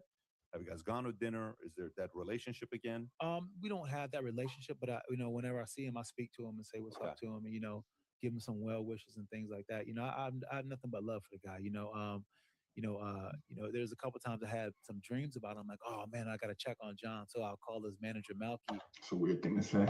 And like, hey, is John, I dream about men. John okay? I just had this crazy dream that this happened to him. Check on him, make sure that he's good. Because I care about the kid. You know what I'm saying? And I don't want him to. I want him to be the guy that he can be. I want him to be that guy. You ever like, even coming up, in the world of business, I've been around a lot of guys that were 10 times better than me in insurance, right? But you'd sit there and you talk, and I'd watch, like, we're in a room, say somebody that's doing very well for themselves, they're giving counsel to us, right? I'd watch the other guys that I was in the same camp with. So imagine like an ultimate fighter or whatever, but we're in an ultimate fighter, but for insurance and business, right? And one of the guys in the room just looked at everybody like with a smirk on his face, like, dude, I'm 10 times better than all you guys. You guys have no clue what you're talking about. I know you could never give this person counsel. And God forbid if you did, the level of sensitivity to the roof, oh my gosh, you like get uncomfortable. Like, you know what I'm talking about. There's no way a guy gets that good without having taken coaching from somebody. Do you know what I'm saying? Like, there's no way you're born with those abilities. So he must have the ability to take the coaching in areas that he wants to. But the other side where, Cormier says he'll never change. Do you agree with Cormier that he'll never change certain things? Why are you only highlighting the negative things? What are you looking for? What are you trying to pry out, PBD? I don't agree with that. I think that people can change all the time, and I feel like it just takes a right situation to make that change happen. I'm not the person who I was 10 years ago in so many different aspects. Not even 5 years ago. I've changed in so many different ways, and that change happened within me. But it took me realizing it. No one could make me change. It was something that I needed to see for myself to have that change happen. And you never know what happens in life. Life can pull you in a different, direction, and have you see something that you didn't see before, and then you change as a person. Yeah, listen, this is coming from a fan.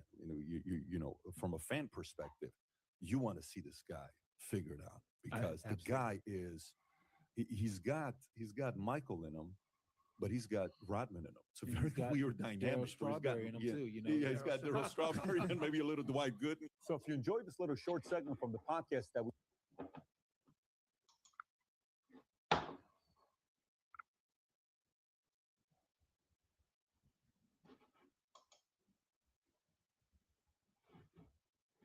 Well, John Jones said he was scared to fight.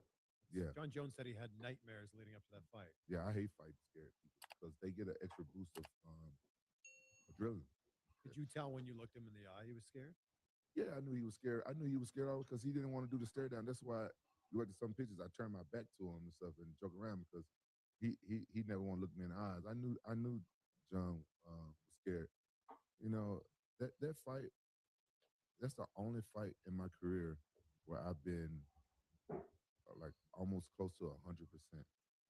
And none of my injuries hurt, and I trained really hard where I was like overconfident. I thought I was going to beat the shit out of that kid. I really thought I was. Is that the loss that hurts the most? No, that's not that's not the one that hurt the most. John Jones turned out to be like one of the best fighters in the world. You know, And Jones was the greatest fighter to ever walk the planet. He got me with one of my most weakness, the rear naked choke. Speaking of John Jones, what do you think about his next match? He said if that's a weakness, the rear naked choke, but like that's like the most common choke people lose to. So that's a very easy thing to develop a defense against, especially if you're a more experienced fighter than the other person. Oh, I mean, it's so interesting that he's getting a title shot at heavyweight. He's never fought at heavyweight before. yeah, that is, but it's like I said, it's John Jones. I know, I get it. He's one of the best of all time. Yeah, I think that John Jones wrestling is going to make him victorious. I think that we get the John Jones who fought you. Man, John is another story. John Jones is a great fighter, but I'm gonna be 100. Even if you stand in this room, I said he's the dirtiest fighter ever. He's the dirtiest fighter ever, and the guy's so smart. He does the most dirtiest things. Like I know they changed the gloves just because of John Jones. I don't know if you know they changed the design of the gloves so you can't hold your hand like this anymore. The gloves they form them so they curve so you don't have I did not know that glove change was because of John Jones. That's going to be a good clue. your hand. So if you fight John Jones before they get the gloves, if you doing anything good on him, and he's gonna put his fingers in, he's gonna poke you in the eye. And then if you advancing on you doing anything good, you get the advantage. You gonna kick the knee back. For one, I think that knee kick, they call it like the oblique kick, whatever.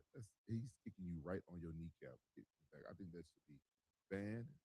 And Why, as a cage fighter, do you think a strike done in the cage should be banned? I think nothing should be banned. Everything should be on the table. It's a fight. and I kept asking the referee to like, man, I'm like, get his fingers out my eye. What's going on? Yeah. And I because those two things that you can end somebody's career. Because if you detach my retina, you know, this career, you messed my knee up really bad. Like my knee is still messed up from that. Really? Oh yeah. That fight. Wow. Yeah, my knee is still messed up from that fight. Wow. Because it hyperextended. He kicked it all the way back. Like you can end people's careers with those moves. So yeah, John Jones, he's good. He don't even have to do that. Go back and watch his fight. Think about all those spinning elbows he used to do in the beginning. Where did they land? Do you remember? They land on the back of people's head. That's true. Yeah. Now that you think about it, yeah. It's illegal. John Jones is like the dirtiest fighter. So Are you not cool with John Jones? No, I'm cool with John Jones. Okay. When I see John Jones, we cool. Last time I saw. Stick your fingers in his eyes now. Oh yeah. It's a side of me that want to do stuff. It's a side of me that want to do stuff to John Jones. It is. I'm keep it real. It's a side of me. You never got a rematch either. No, I never got a rematch. Yeah. It's a side of me that every time, like I used to have a Lambo and I used to get in and out of the Lambo. Every time I used to get in and out of the Lambo, I'd be in a lot of pain. Think like, man, I want to smack the shit out of it. It's a side of me, but then it's like I always had honor when I fought. You know, I want to be the best fighter on the day. I want to win the fight clean. But I know that every fighter's not like me. So I can't get mad at him. You know what I'm saying? Yeah. I can't get mad at him for that, but it's just me. But now my son is fighting. If like somebody did that shit to my son, I don't know what would happen. Because I can't control my temper sometimes. Right? I don't know if I would jump in the cage and go out somebody kick my son knee backwards or poke my son. I don't know, but me, I don't love myself as much as I love my son, so it's just different.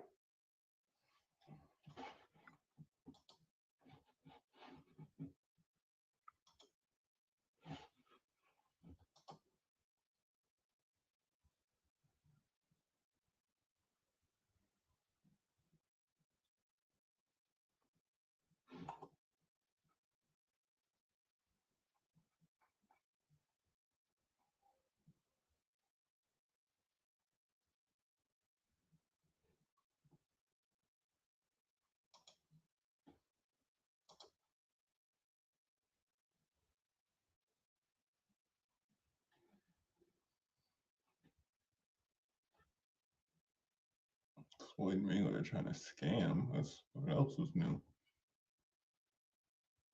I can't believe what I'm reading out of this Floyd Mayweather and Manny Pacquiao fight. Like, I knew that there had to be something up with Floyd coming back to fight Manny in a pro fight. That's how it was announced on Netflix. And I also know for a fact that Floyd is operating at a deficit right now. He is not making money, he is spending money or losing money. It's not going well for Floyd Mayweather's financials. And for all the examples we've seen, him suing Showtime for $300 million, him foreclosing on multiple properties, him losing on investments on multiple properties, him buying a lot of depreciating assets, and him all of a sudden looking to box very much in the year 2026.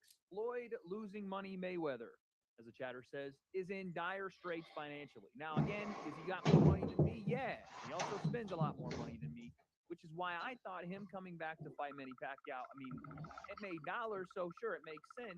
But for him to put his pro record on the line means this is really bad for Floyd. Well, turns out it could be as bad as we thought or potentially worse, because Floyd Mayweather came out, 5 days ago now. I'm a little bit late to this story, but I wanted to make sure I had all the information. He came out 5 days ago and said that this fight isn't a pro fight. Even though it's announced that way, Netflix, the whole thing, all the promotion being pro fight, it has not apparently been that to Floyd Mayweather, and this is what he had to say about it. The fear is one of the places that they talk about. So we don't know if it's 100% going to be there. And this is not actually a fight, it's an exhibition.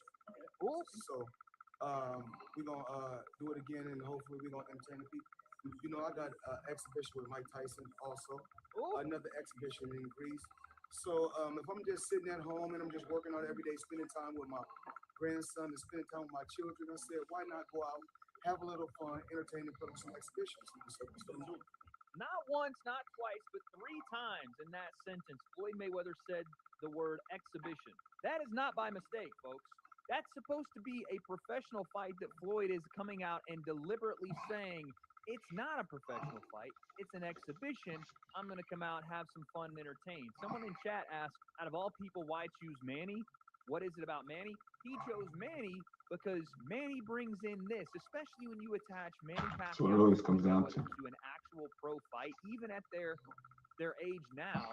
This brings a bit of that blockbuster back. Let's not forget, this is the highest selling pay-per-view fight in the history of combat sports. They did over 4 million pay-per-view buys. So, of course, Floyd would want to pick Manny. And yes, the pro aspect of it does sell because that's Floyd putting his pro record on the line. Here's the weird part about it. Floyd is outright saying it's an exhibition. It was promoted as a pro fight, and now things are going to get even crazier because Manny Pacquiao's like, no, it's not an exhibition. It's a pro fight. Manny, by chance, did you see what Floyd said? I think he's saying that he feels it's an exhibition and not a real fight. Is that what he's feeling? But he signed a real fight. So it's for sure. Yes, the contract that we signed is a real fight. Real fight. Okay. Yeah, because I know he said. I want to fight an exhibition. No exhibition. It's either real fight or not. Yeah, it's a real fight. Yeah. The Sphere still in Las Vegas. That's the contract that he signed. Yeah. Okay, so it's still happening then. He has to remember that. Manny is adamant, saying, no, this is not an exhibition. This is a real fight. And this is where you have an idea in combat sports of like, at a level of this fight where people given separate contracts, where people given contracts that didn't say the same thing, that would be one of the most unprofessional things you could do, not trying to point the gun on Netflix or whoever else put this together, but something is off. Something's completely off because you got one person saying, it's a real fight. You got the promotion saying, this is a real fight. You got Floyd Mayweather saying, no, this is an exhibition. There's two things that are happening here. Either somebody messed up in paperwork or in communication or in some form of getting this fight together, misspoke to one of these guys, or Floyd Mayweather is trying to scam Netflix. That is the only two things that can be possible here. Because we then get the report. That's actually not true. This could be a weird marketing tactic on Floyd's end to like just get more eyes on the fight, to make it more controversial and get more people more emotionally invested.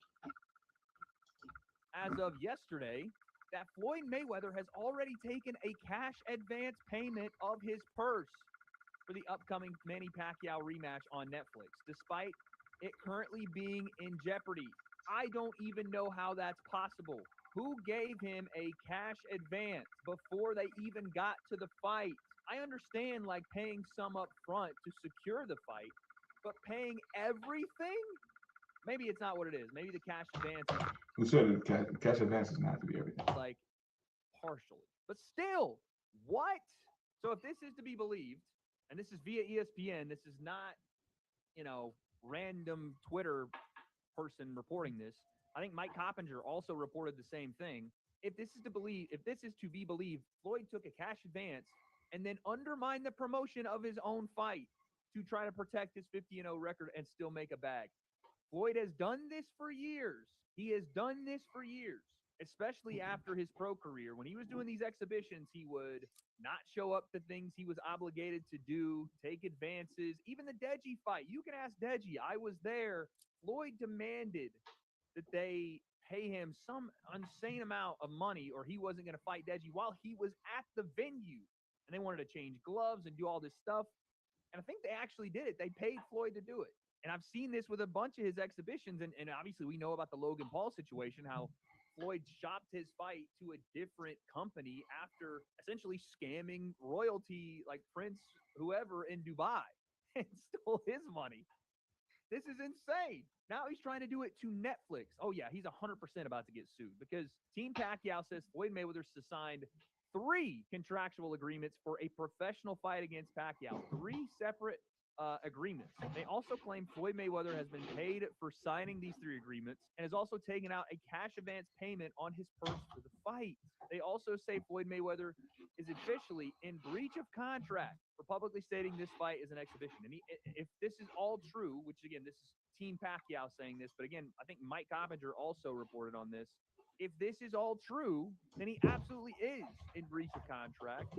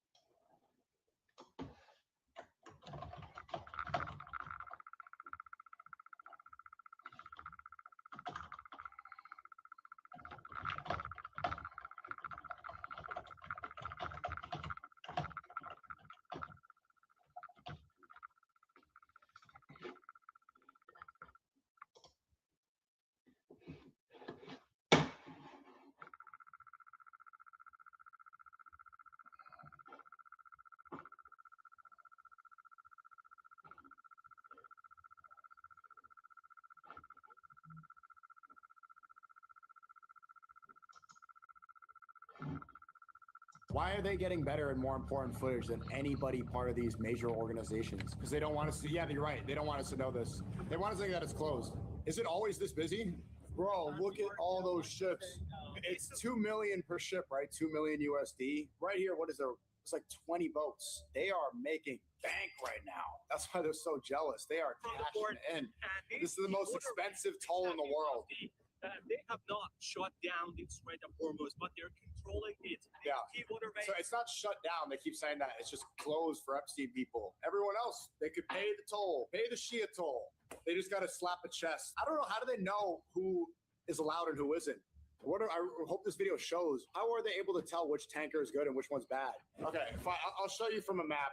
Just this is important. So this is the Strait of Hormuz. So I think they're right here. Yeah, this is the strait. It's 3 kilometers from Hormuz Island to Iran. I think this would be 3 kilometers, and then this, the main part of the strait, if not mistaken. What did you tell us? Hey, Propaganda and Co. About this voyage, other than if it happens, it happens. Well, I just want to clarify that this is not a suicide boat. All right, this is a civilian vessel. Dude, he's gonna have so many. Inshallah, he doesn't. But bro, imagine that conversation back at U.S. Customs when he comes home to America. But this is dope. We're actually seeing footage of the Strait of Hormuz, which is saying it's closed. No, it's open for just non-Epstein affiliates.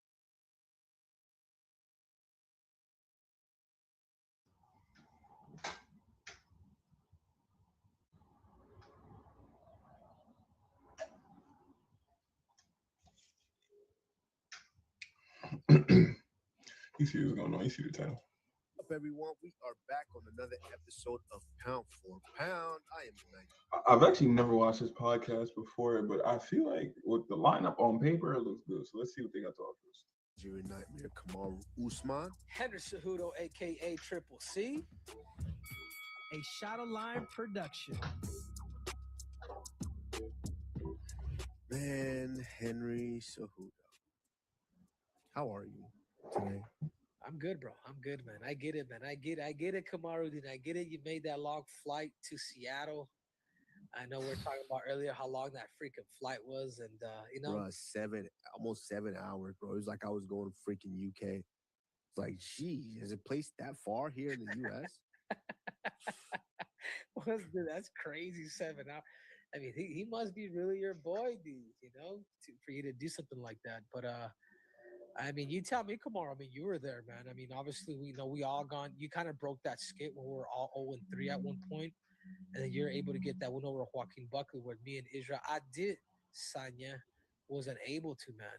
You know, you being there, watching it live. I mean, does Israel still have it? First and foremost, just to answer blatantly, does he still have it? Yes, he still has it. Or better yet, does he still want it? Well, that's a different. Now it's a different question that I have to go more in depth with. But to answer the first part, does he still have it? Yes.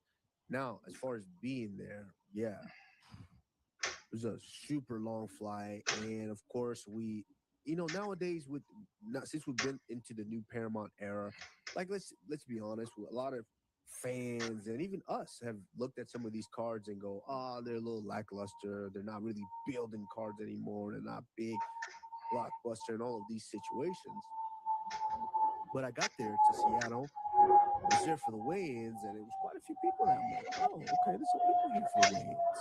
And I think the UFC did, we're not just the staff, Sean, Mick, Hunter, I think they did a phenomenal job here of the placements of these cards, these fights. I mean, to have on Michael Chiesa, who is from Washington, to have on Terrence T-Rex McKinney, who is from Washington.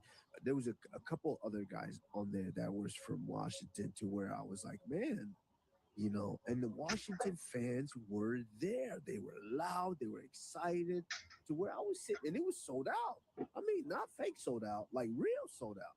Like, I'm sitting there going, yo, there guys all the way to the top, it filled up. And you just felt the reception. And then I remember at the weigh-ins, I'm like, wow, there's quite a few people here. And I'm looking, I'm like, oh, Dana's here. Oh, Hunter's here too. Oh, Sean is here. DC is here. All these guys are here. They brought the big guns out. Like, this is legit. This ain't just, we're just trying to fill a card. No, for sure. No, was it a great card? Yeah, 100%. I mean, look at there's 6 Great fights, card. 6 finishes. But Great event. let's get back to Israel Adesanya, man. I want to get your I want you to break down that fight. Unless you want me to start, Kamar, because I feel like you're kind of going around the question. But if I may, if Israel starts off really really good, Kamar. He's beaten Imavov first round. He beat DDP first round. He beat Piper first round. He gets back into these brawls and it's been getting him in trouble. You know, he starts to like brawl with these people, go hand in hand because he's feeling good. Then boom, something happens. You either get taken down or you get clipped off of a counter. So my biggest thing is, man, Israel's good, man. I mean, does he need help with this takedown defense? 100%. I think that's where people are gonna eventually take it, which is smart of Piper. Even though Piper needed to do some things a little bit different in order to get those take, because that takedown initially was very very doable to actually get, but just little things that he could work on too. But that being said, man, I think if Israel's able to carry that discipline from round one going into round five rather than waiting for the finish, just getting squeaking out the victory. I think that's the new Israel at Adesanya. But the other question too is at 185 pounds, is he cutting too much weight? We saw him at weigh-ins. I've never really seen his cheekbones that sucked in. And when I saw that, I was like, man, that made me kind of change my vote a little bit towards the end because remember the first fight is the scale. You know this, come on, Corbin. Like we've all, been there in a really really bad shape. So if you cut For some people, the only fight is the scale. too much weight, that could affect you too. So I think it's a mixture of three things. I think it's him keeping that round one. Can you keep discipline from round one all the way to round five and just not even worry about the finish? Two, are you cutting too much weight? And is it time for him to go up to five? And then three, which is the biggest one in my opinion, is lifestyle. Him now DJing the content business, like doing the whole nine. Like I've been there before. Where you give your time is where you show your love. So I feel like if Israel is showing too much love elsewhere, doesn't matter if he still has it. And again, I'm speaking on my behalf because I recently just been there. Like things like this happen, man. You know what I'm saying? So that's my assessment. But what's next for Israel Adesanya? I mean, I don't know, man. I think he needs to take some time off, and then it's what the UFC Did he just recently take time off? How much does he need? has in mind for him because and Israel even said it. They're gonna feed me to somebody young again.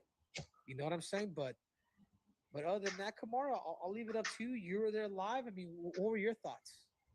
Yeah, it's kind of difficult because I see it from two perspective. One, obviously now we're talking about someone, so I'm a spectator.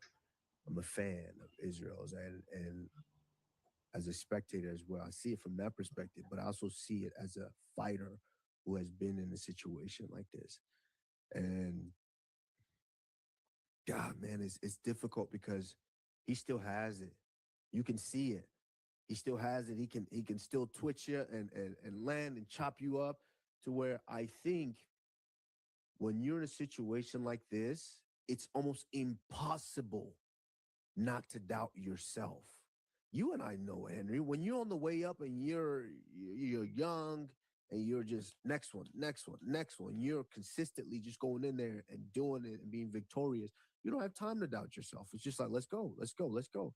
You have that chip on your shoulder. But when you've been to the top and now you're rolling back down, you start to doubt yourself while you're rolling back down. Do I still have it? Can I still do it?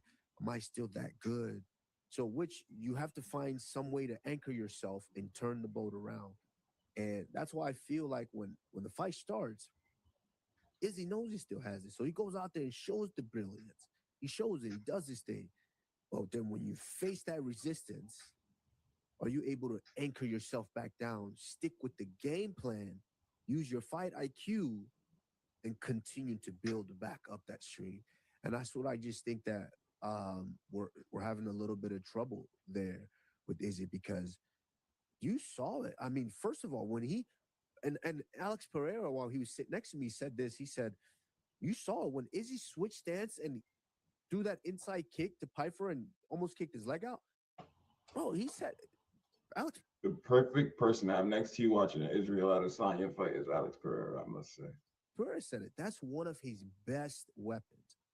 and I think Izzy probably went to that maybe twice. It's just a few things throughout the course of that fight, and you see the brilliance. You see him when he switched stance, kicked the body, he sit, he measured, found the knee that was inch off. A little bit more with that knee, fight's over. Pfeiffer is gone. So he shows those brilliance. It's still there, but that's what I mean. Is like when you start to face resistance, especially a guy as powerful as Pfeiffer, and he starts to hit you really, really hard, and you take those shots. Can you anchor yourself and say, you know what, I still got what it takes. Let me get back to that game plan. Let me use this fight IQ here, and let me win that. And that's where I just think he's having a little bit of a trouble. But that's only the only person who can answer that question is Izzy. Can he still anchor himself? Can he still find that? Because he still has the skills. He's still sharp. He can still put combinations together. And as far as his takedown defense, listen, since his beginning of his career, we always Izzy's a kickboxer, he's a striker. We always knew you have a chance as an opponent if you can take him down. Everyone's known that. That has not changed. But as far as his takedown defense, it was pretty good, pretty dang good. He was able to stop a few of those attempts from Pfeiffer. It was only when Pfeiffer was able to get him up against the cage. I believe Pfeiffer got two takedowns, one at the end of the first by the knee tap and then just running him down in the midst of an exchange. Second, they were in a body lock. Pfeiffer had it up high, was able to kind of sweep him down after the exchange and then get him there. So I don't take anything away from that. First and foremost, I know we talk about the Izzy, but we also have to swing the pendulum over to Pfeiffer here. I think Pfeiffer going up against everything that he's gone up against, you're in there with Israel Adesanya, one of the best ever. I'm sure it's nerve-wracking. Yeah, he's coming off of 3 losses, but who cares? It's still Israel Adesanya. And Joe Pfeiffer was able to weather that storm, survive that knee, and was still able to go out there and find the finish. So hats off to Joe Pfeiffer, man. Just a great win for him. But as far as Izzy, I think he still got it. I just think he has to answer that question within himself. Can he anchor and still come back? And I don't agree with you, Henry. Before this, he just he's been over a year since he fought. So I don't think it's, we need to take time off and this. No, I think Izzy just needs to find that. God, has it been a year? I feel like it's been more recent, bro. That's crazy. No, it's been over a year. Since he fought Imavov, I felt like it was it was in the summer. But yeah, I see what you're probably right there, dude. So maybe the other thing is maybe he does need to fight sooner rather than later. He already did a camp. You know what I'm saying? Yeah, he did get stopped, but I mean, there's a fun matchup. What about that guy that just? I'd love to see him fight Alex Pereira's training partner. Make it a striking war then, if that's what it is. You know what I mean? The guy that just knocked out Malik, Usiri Baghdadi. Yeah. Yeah, I like that from the Netherlands. I mean, if you guys want to see a banger fight, bro, I would love to see that fight. Plus, you bring Shama. I don't think Adesanya wants that fight. Alex Pereira in there in the corner as he cornered his fighter. I mean, I like that. And then for Joe Pfeiffer, man, is he? I would love maybe. I think there's a lot of fun fights for him, dude. Moralio, Fluffy. I'm not sure if he deserves Imavov just yet, but I think there's a potential fight with Cannon here if he's going to move up the rankings and do it like that. We could assume he's going to be number 5, maybe. No. You think it's going to work like that? I don't think so, bro. Easy was number 4, so we can assume that he's going to be top 5. Yeah, and again, bro, like I'm not hating, bro, but if you've lost 3 in a row, how are you still in the top 5, man? Because you were the champion, arguably one of the greatest in that division. You cleaned out the division essentially. All right. Well, do you put him behind? Do you put him behind Paulo Costa? No. Do you put him behind any of those guys there? No, I'm surprised Israel. I'm surprised he was number 4. To be quite frank with you, you know what I'm saying? Yeah, because the only people that had beaten him was DDP, Sean Strickland, Imavov. Yeah. Yeah, and those guys are all in the top 3. So then you put Israel number 6 now? Yeah, potentially. Yeah. All right, fair enough, dude. And how come so many people give me shit the way that I say Israel? I did, son. Listen, Ain't I listen. saying it correctly, Kamaru? Please tell the fans. I Please think tell it's the I fans. think it's your I think it's your emphasis on I did. But listen, Henry. Yeah, but Listen, hey, am I wrong Henry. though, or am I wrong? Henry, I love how you say it. It's funny. It's not out of malicious intent. It's just you're emphasizing his name. So don't let those people dull your shine, Yeah, no, bro. but Just keep because doing it. I remember he did a whole thing, and I remember he did a whole thing on how people weren't pronouncing his last name wrong. So Yes, but there's he the can. name is But not you can say. Can you say Adesanya? Adesanya.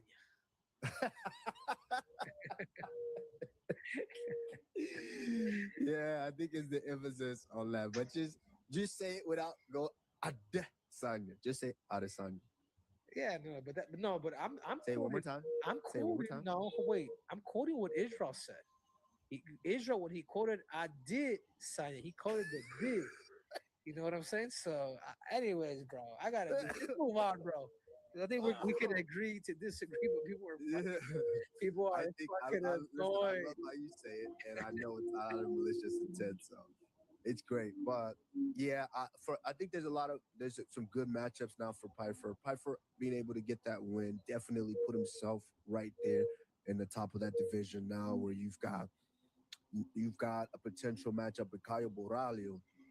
You've got potentially Nasruddin Imavov or Sean Strickland, God, what I was a heavy hitter. whoever is available. And not to mention, RDR is close. He's not that far off. So, I mean, I think these are all fun matchups to potentially make. I like the Borralho fight. I think that'll be more fair for Izzy. Remember, RDR went up to light heavyweight, bro, so he's no longer at Right. But You're correct. You're maybe correct. even So, RoboCop, bro. Maybe even RoboCop might be good. You got to get this dude Acosta, or who knows, maybe a rematch against Calvin Cassan. I know that was in the works with the victory for both of these. who? A rematch versus Kelvin? Yeah, it was The top 5 middleweight right now. You want to give him a rematch versus Kelvin Gastelum? See, you're a good friend, bro. You're a good friend. You're always gonna advocate for your boy. Anyways, dude, let's move on, bro. This is what the UFC was thinking. I know some things in the that were down in the freaking woodworks, but you see your girl Alexa Grasso, and you're right about. Oh, I saw. This was a knockout, but then it was a submission. Like it was like boom, like you got knocked out and then you got choked out. Like this was I forget who was the referee on this one. Was it Mike Beltran? No, he did a great job. He did a great job. Because it happened so quick. Like it was the game plan was Macy Barber was off on the game plan, dude.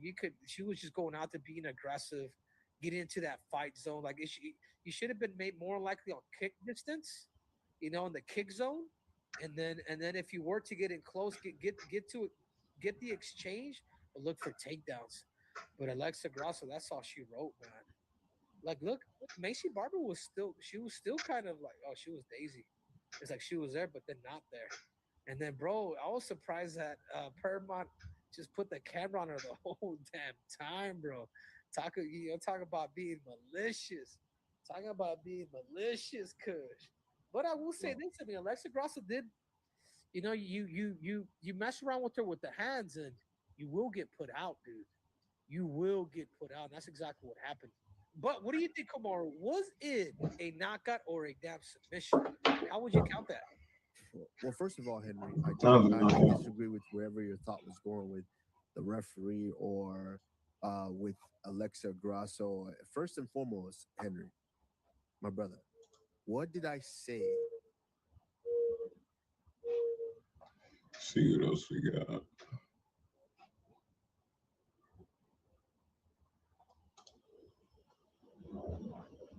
Yeah, I'm subscribed to a lot of people. I got a few teams that I want to see the downloads.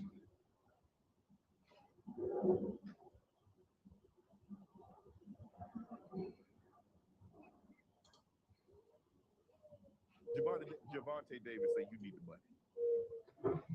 What's going on with you and Javante?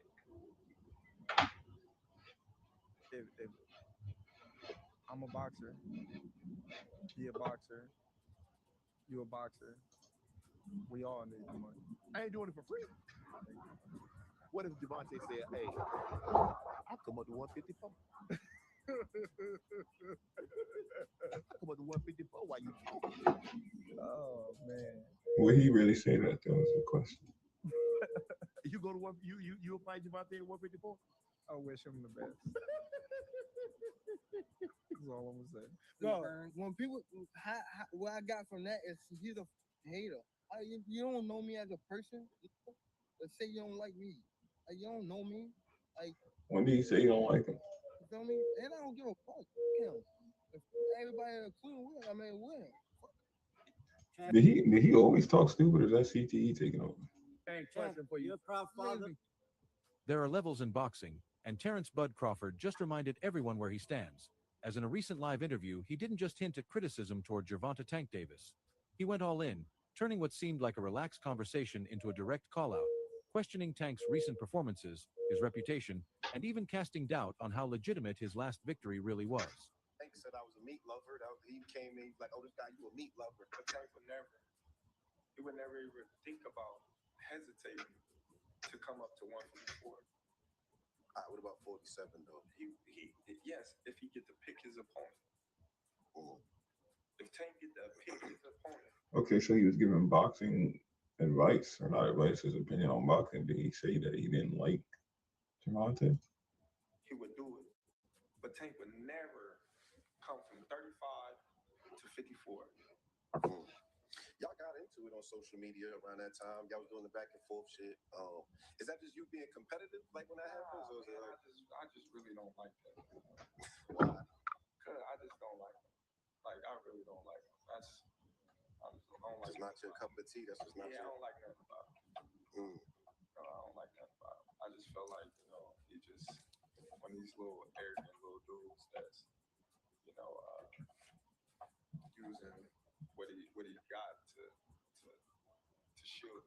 Like he got a lot of security guards around him, and he know, he's in the limelight and stuff like that. But in certain situations, he wouldn't be acting like that. Do you like him as a fighter though? Yeah, he's a damn good fighter. Yeah. Okay, so he said he didn't like basically his attitude and his personality, and Gervonta's response was, "Yo, you don't know me as a person." But if I'm being honest, that's a pretty valid response on Gervonta's part.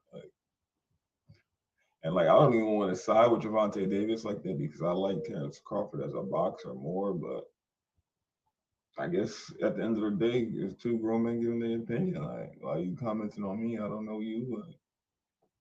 Respect him as a fighter. Yeah. He definitely got skills. He got power. He got tremendous boxing ability. But like his core personality and his ways. This isn't just typical fight talk.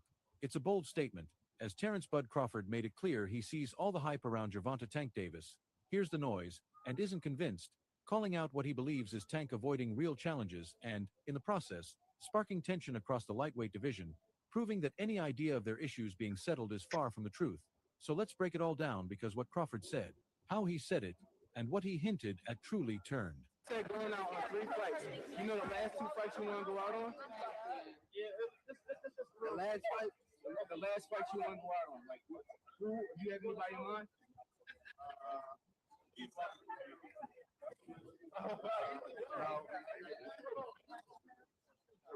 No, I'm saying no. I don't have my name right now.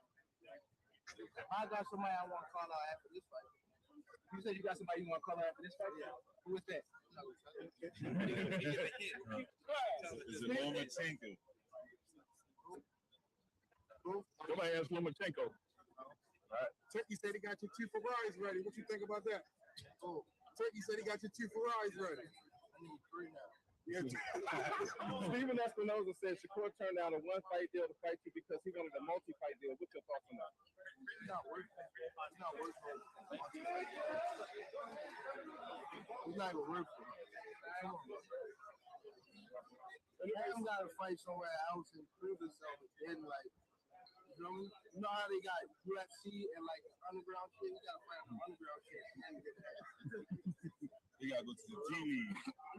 The first big moment came when the host brought up Tank's earlier comment that Terrence Bud Crawford needs money, and Crawford's reaction said it all before he fired back, saying everyone needs money and nobody fights for free, making it clear he was calling out the double standard since both he and Gervonta Tank Davis are prize fighters chasing both legacy and a paycheck, so there's no reason for Tank to act above it. And things only got sharper when he was asked about Tank possibly moving up to 154 to fight him, as Crawford calmly said he wishes him the best, a response that sounded more dismissive than supportive, showing he's not chasing that fight, and if Tank really wants it, he'll have to step up in a big way, because at that weight, it's a completely different challenge, and Crawford clearly isn't taking that idea too seriously. Gervonta Davis speaking about you. Is that ever a possible fight? Yeah, if you want to dare to be great, he can be like all the other fighters that moving up 2 weight classes. You know, daring to be great.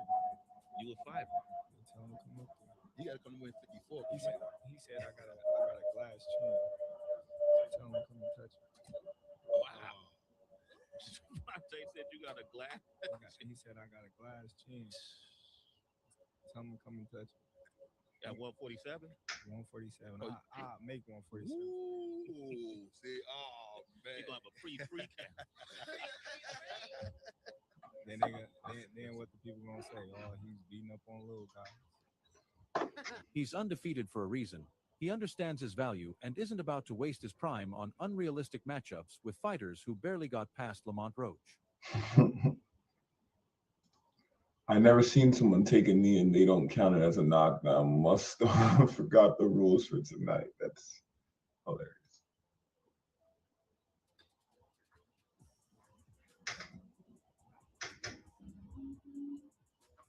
Roach won, and that would have been a cold knockdown. Let's see what happens. So Terrence has been on his ass for a while, but last I heard, Terrence was seriously retired. Are y'all telling me he really gonna pop out for Gervonta? Like, I don't think Gervonta gonna want to smoke like that for real with Terrence. This is where things really heated up, as Terrence Bud Crawford didn't just question Gervonta Tank Davis's resume. He broke down his last fight step by step, and when asked about the bout with Lamont Roach, he held nothing back and spoke with complete honesty. Let me ask you this. You can help me out on this. This last fight, Roach and Gervonta. Have you ever seen anything like that?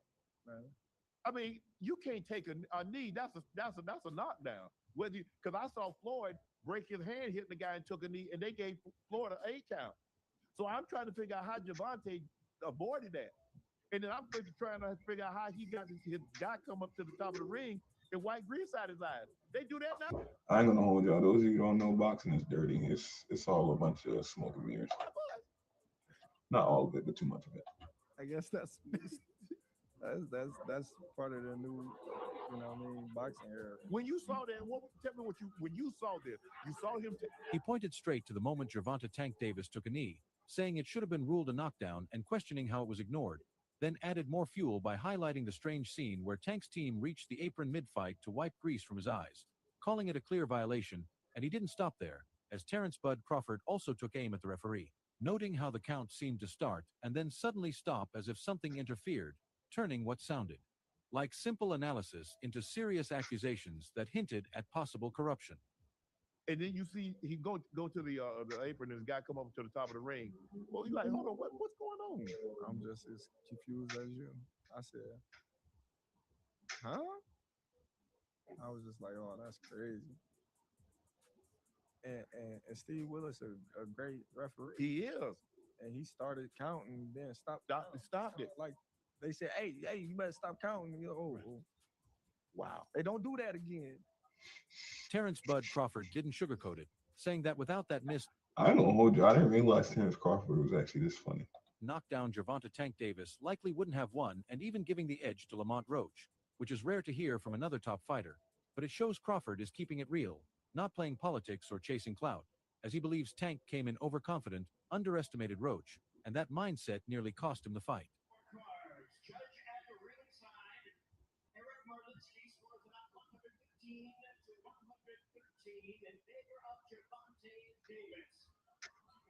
Judges Steve Weisfeld and Glenn Feldman both scored about 114 to decision is a majority draw.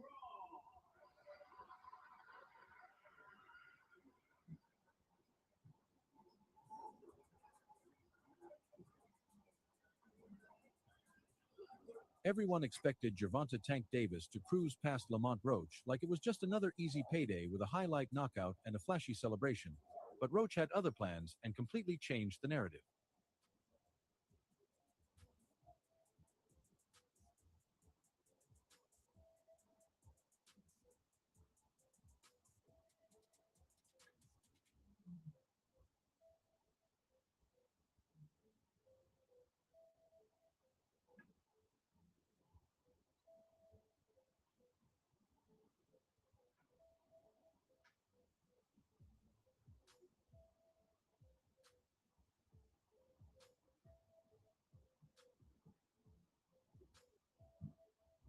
From the very first round, Lamont Roach came in with pressure, sharp accuracy, and no fear, turning what was supposed to be an easy fight into one of the toughest nights of Gervonta Tank Davis's career. And then came that ninth round moment that had everyone locked in, when Tank dropped to a knee after a clean right hand and body shot combination, and it didn't look like a slip or a stumble. It looked like a clear knockdown.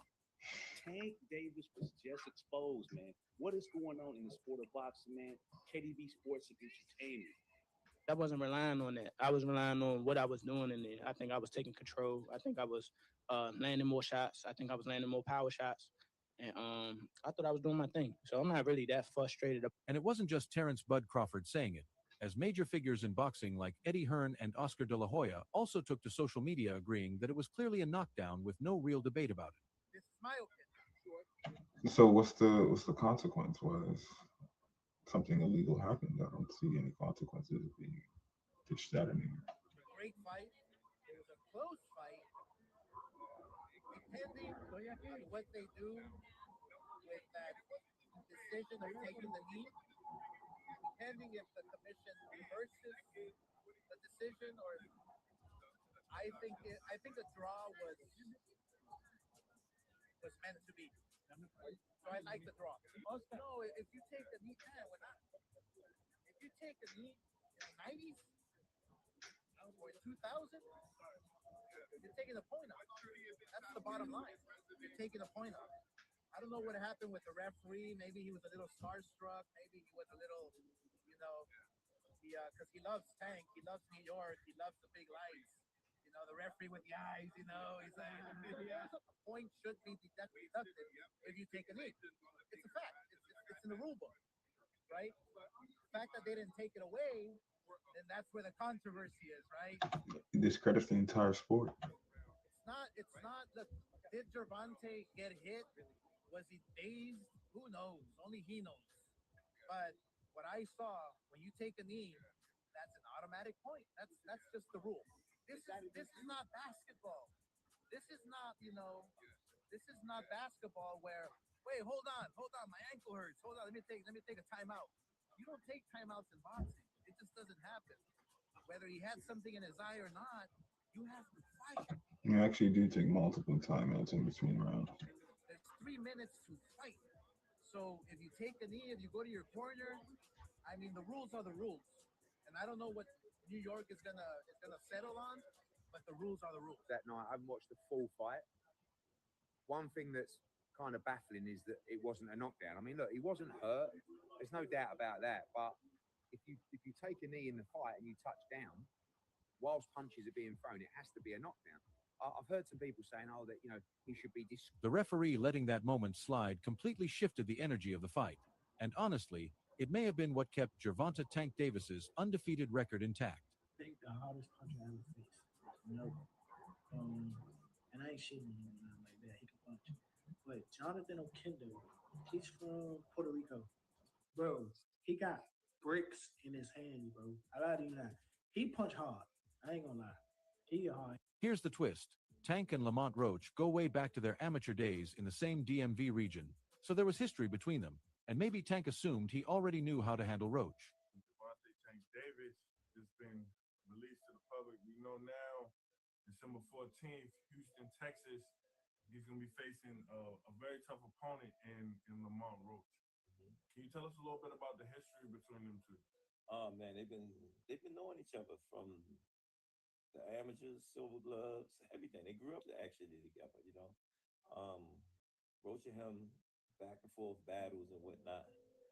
It's gonna be a pretty interesting fight. You understand? Because Roach always he come to fight, and I think it's a great fight. Everybody talking all that stuff about why Roach because he signed and took the fight. You understand? And it's good for the community. But Terrence Bud Crawford made it clear that the pros are a whole different level than the amateurs, and if Tank thinks he can rely on his reputation, he's in for a harsh reality check. He would never even think about to come up to 154. What about 47 though? Yes, if he get to pick his opponent. But Tank would never come from 35 to 54. Y'all got into it on social media around that time. Is that just you being competitive, like when that happens, or is it like... I just really don't like that. Why though? Cause I just don't like him. Like I really don't like him. That's like just not your cup of tea. That's just not your... I don't like nothing about him. I just feel like he just one of these little arrogant little dudes that's using what he got to shield him. He got a lot of security guards around him, and he's in the limelight and stuff like that. But in certain situations, he wouldn't be acting like that. Do you like him as a fighter though? Yeah, he's a damn good fighter. Yeah.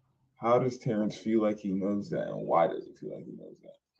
But like his core personality and his ways. One of the most talked about moments from the interview came when Terrence Bud Crawford questioned why the biggest names in boxing aren't facing each other, dropping names like Teofimo, Lomachenko, Shakur, Tank, Garcia, and Haney, pointing out that this dream lineup of super fights is just sitting idle and calling it exactly what it is, pure politics. I think all of them should fight. You know. I mean, you got Lopez, Teofimo, you got Lomachenko, you got Shakur, you got Tank, you got Garcia. You got 5 guys. That's a nice little. Devin Haney, yeah. You got 6 guys. Don't nobody want to fight nobody? I don't know. I think they all should, be fighting each other. Well, so what we got going on? Low key, a smart business idea would be for them all to come together and do like their own league type shit or their own tournament and see who the best out of all of them, but do it between them, and they'll get more money than they would from promoters. But the contracts, they probably wouldn't even let them do that. That's why you gotta be careful when you sign these contracts out here, man. That's why you gotta might as well be independent, like these rappers. Oh yeah. Politics. Bro, if Shakur and Haney and Tank, if all them leave, if they retire with undefeated record, that's some bullshit. That's some straight up, and you know it too, bud. Ain't no way those guys should have undefeated records if they're out in their prime and they damn near in the same. No. Terrence Bud Crawford warned that if these top fighters all retire undefeated without facing each other, it would be a huge mark against this generation of boxing, because being at the top means taking on the best. And he even admitted, "I ain't going to be the only one walking around with a loss," showing he values real competition over image. So if Tank is dodging fights to protect his record, Crawford is already ahead in both skill and mindset, and it's bigger than one fight, as he also subtly criticized situations like Ryan versus Tank, pointing out that while Tank was probably within his rights, the rehydration clause clearly affected Ryan's performance. You don't have that. If I'm not mistaken, I don't think you have this in this one. So theoretically, he's supposed to come in at 168. Not in the fight, he might be 180, 185. You cool with that? I had sat down with Oscar, and Oscar said he think the rehydration clause had a lot to do with why Ryan didn't defeat Gervonta. What do you think? I think 2 things. I'm gonna say 3 things. I think Ryan had an injury already previous training. Mm-hmm. I think the way he did have an effect on him, because when you see him with Devin, he was totally different. Oh yeah. You know what I mean? Fighters. Then Crawford dropped a deeper observation, pointing out how some fighters weigh in at 130 and rehydrate up to 165. He didn't name Tank directly, but it was clear who he meant, highlighting that modern boxing has too many loopholes and ways to manipulate the system, and Tank could be... It's not even really loopholes. It's just people discrediting the sport purposefully. It's not a loophole. They're just blatantly not following the rules. It's not a loophole. Seen as a prime example. Beyond that, Crawford addressed a larger problem. The entire division is congested. How you feel about that fight? Is it even possible at a catch weight? Nah, ain't no catch weight. You come up to 47. Not even entertaining catch weight. No, I'm not. He's a champ though too, undefeated. What champ? Come on, man. Tell me what belt. You know boxing. You forgot Devin Haney is undisputed. Devin Haney got all the belts. He the champ. Nobody else the champ. I'm gonna come up here with a big boy. All right, I'll welcome. With so many elite fighters and so few real matchups, everyone is playing it safe and thinking long term, leaving fans hungry for action. And Crawford pointed to places like Saudi Arabia and huge purses as a way to finally make these fights happen, showing he's ready to travel, take risks, and make history. But the question remains, will Tank bring the same energy? If we was to fight right now on the streets, I'll break your fucking neck. That's how he coming? And that's on my kids. And you know it. On his kid? Not even his kids. I know it, and the whole world know it. And I'm not talking about no fighting in the ring. If me and you was to fight outside, I will break your neck. While Crawford is out here pushing for real fights, Tank is stuck riding exhibition hype, social media drama, and narrow wins. The difference couldn't be clearer, and then Crawford dropped a line that hit hard. They all know each other, which might sound simple, but it speaks volumes. What have Shakur done? What have he done in the sport? He haven't done nothing. Silver Olympic medal. The young one is looking more better than him. The Keyshawn. Keyshawn looking way more better than this. I keep screaming that he haven't done nothing. Keyshawn haven't even done nothing. What do you say to those who Y'all might keep be saying afraid? his name for. So what do you say to those who might be saying that, Tank is afraid of Shakur? Afraid of what? Afraid of what? Us fighters, if we're afraid of somebody, it got to be somebody hitting us and hurting us. Like, he don't have no offense. Everything is defense. Defense only win in basketball and football. Crawford is highlighting that the top fighters, Tank, Ryan, Devin, Shakur, have all come up in the same circle since their amateur days, knowing each other's styles and weaknesses. So the real question is, why aren't they stepping into the ring against each other? So they know each other so. Yeah, they all know each other so well. Shakur, Tank, Ryan, Devin, they all know each other. So is it hard to fight somebody you know? No, I'm just saying they all know each other. So they know, how to fight each other, how to beat each other and things like that because they didn't fought each other so right.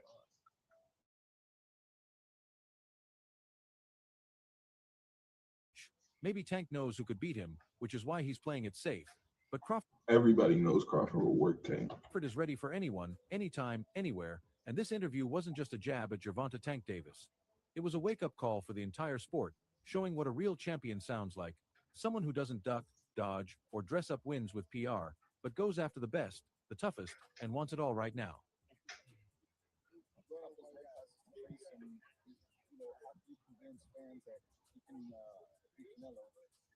I ain't trying to convince y'all that they can beat Canelo. He's a good fighter. But, bro,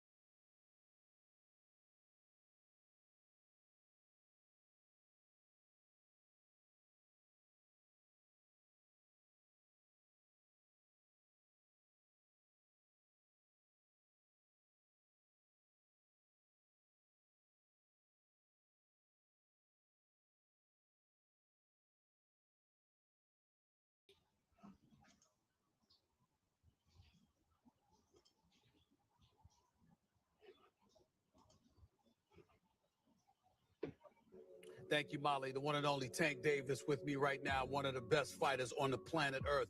Tank, good to see you.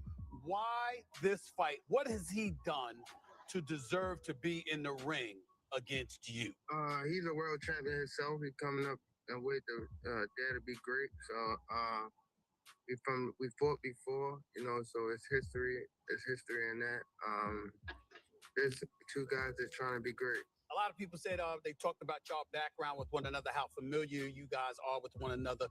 Talk about that for a second. How well do you know him on a personal level in terms of your associations through the ranks, you know, in terms of your boxing career? I don't know that like personally, like, you know, but through the boxing, you know, we came up together and things like that. We had similar friends and things like that in the boxing world. We fought before, you know, so I'm familiar with his fighting style and things like that. Whoa. Gervonta Davis sends a brutal warning to Shakur Stevenson, and the tone wasn't loud or reckless. It was calm, sharp, and almost surgical, which honestly makes it hit even harder. You and Tank ever linked up in the ring? Yeah, we sparred before. Can we ever expect a fight? Yeah, for sure. I think that's gonna be one of the biggest fights in the world. No cap. I think the dude who asked that already seen the footage of them sparring. I feel like how they talking about Earl and Bud Crawford. I feel like me and Tank gonna be basically 2.0 of that. Yeah. Probably even bigger than that. So that Earl and Bud, you got. I think it's a great fight. I ain't gonna pick no winner. I'm forever rocking with Bud, regardless though. Tank didn't need to rant. He didn't need to sell it. He just laid it out like a man who already sees the ending before the fight even begins. Some of your 135 contemporaries have a lot to say these days. Shakur Stevenson, of course, he's now 135 after all that stuff, and then Devin Haney. Right. So why people even talk like he the best at? He didn't even fight at 135 yet. Right. He didn't even have power at 126, 30 or none of that. He was good. Okay. How can you? All that's just okay. How can you stop people that can actually hit? No matter all that boxing, you're going to get hit. What you going to do when you get hit? When he talks about facing champions trying to be great, you can hear the respect, but there's also that quiet confidence underneath, like he's been here before and knows exactly how these stories play out. 6, 7 more fights and I'm naming names. One of the guys, obviously, you and Shakur got into it on Twitter. You was like, you wanted them 6 or 7. Yeah, he's definitely one. For sure? Yeah, he's definitely one. Do you think that's going to be your hardest fight? Hell no. Nah? Wow. Because he a good boxer. Like, that's when I look at y'all two as the best in the division. How? Show me something that he did. Show me something that he did outrageous.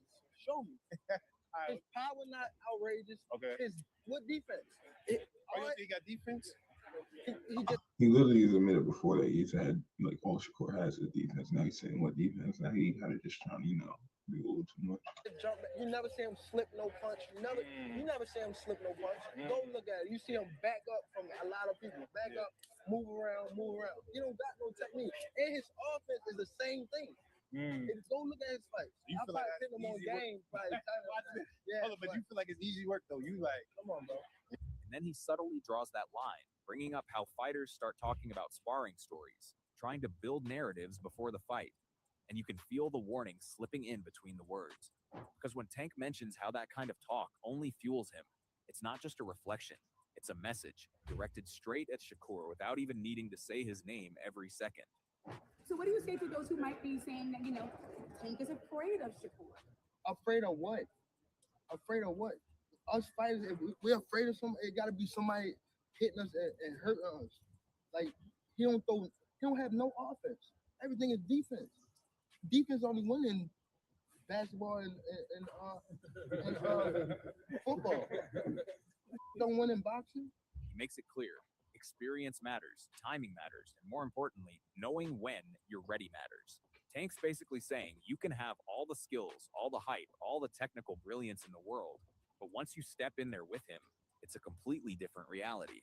And that's the part that stands out. Tank is the face of boxing, and he get a lot of knockouts that people kind of making it like, if you ain't doing what Tank doing, then they're going to say it's boring. Do you feel like it's because of how his style is that they kind of putting that on you, like wanting you to do that? People is blessed with different ability. He's blessed with a God-given ability that he crack you 9 times out of 10, you're going to go down. That's his ability. Yeah. I'm blessed with God-given eye. A lot of people don't understand how good my eyes is. I can see really good. Like punches come my way, I know how to get away from them Right.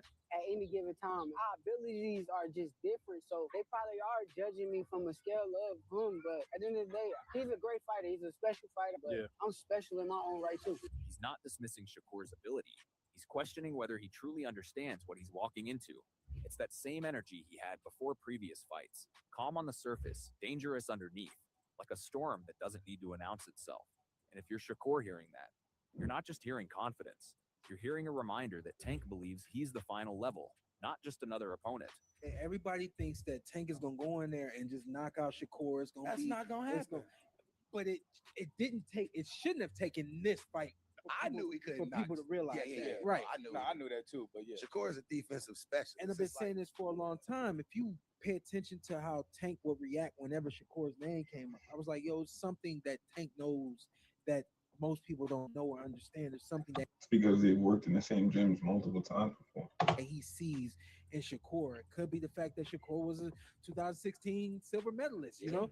And just when Tank's over there delivering that quiet, calculated warning like a man who already sees the ending credits, Roy Jones Jr. steps in and flips the whole script with that legend-level perspective that makes you stop and actually think for a second.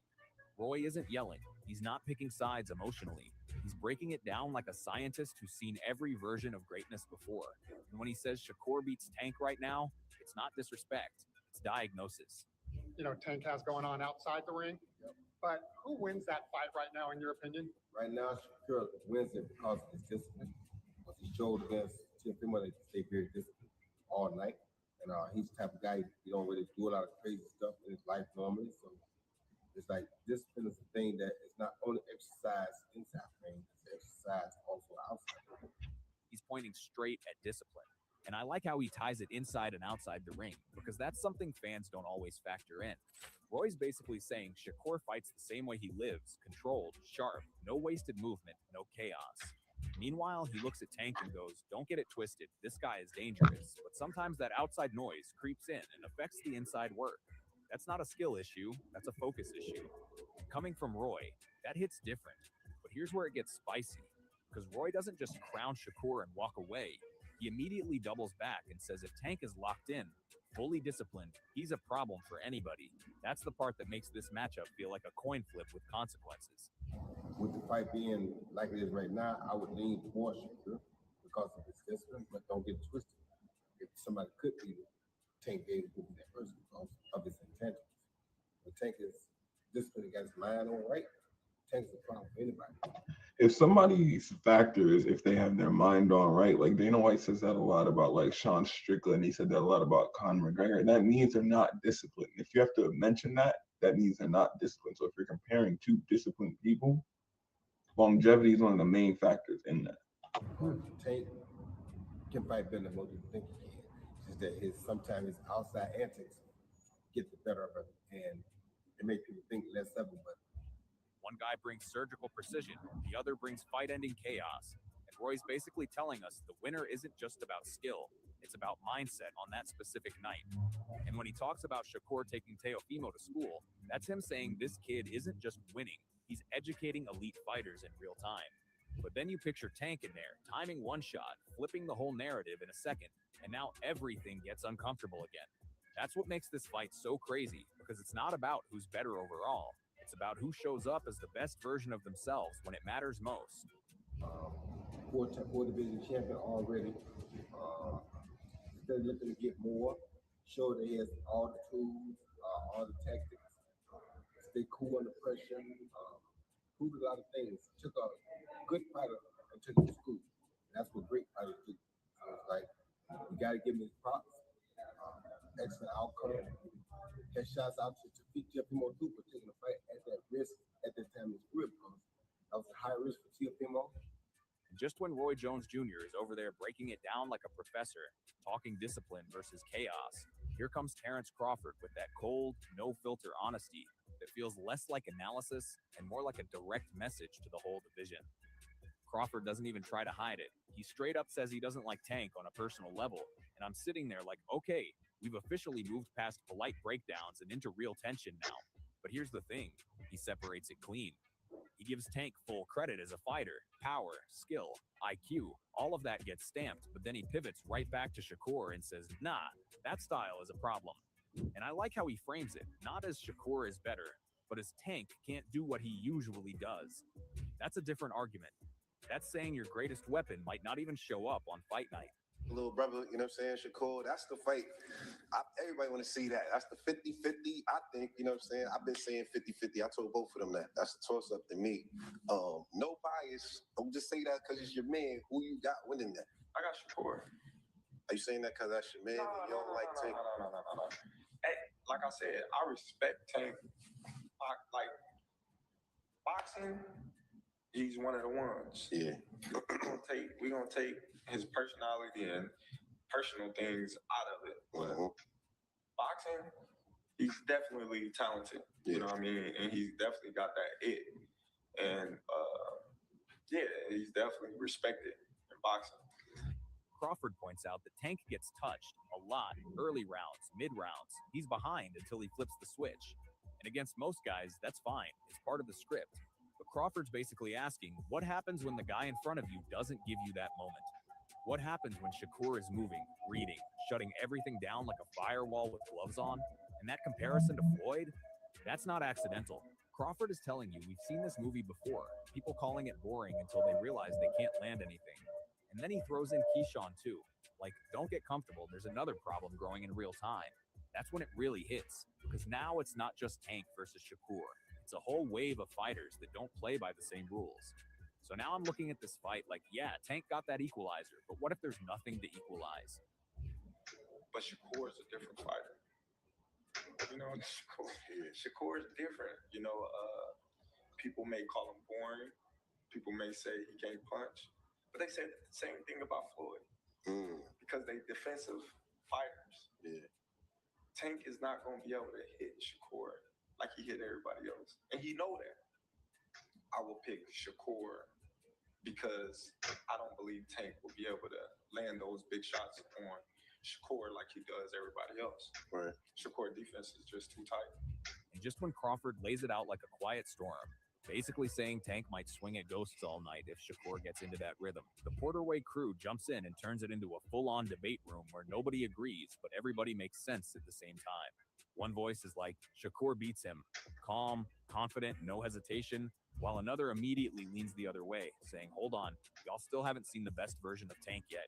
And I'm sitting here like, that's the scariest argument in boxing. The mythical, we ain't seen his final form take. Because it sounds crazy until it doesn't. Then they start breaking it down like a chess match.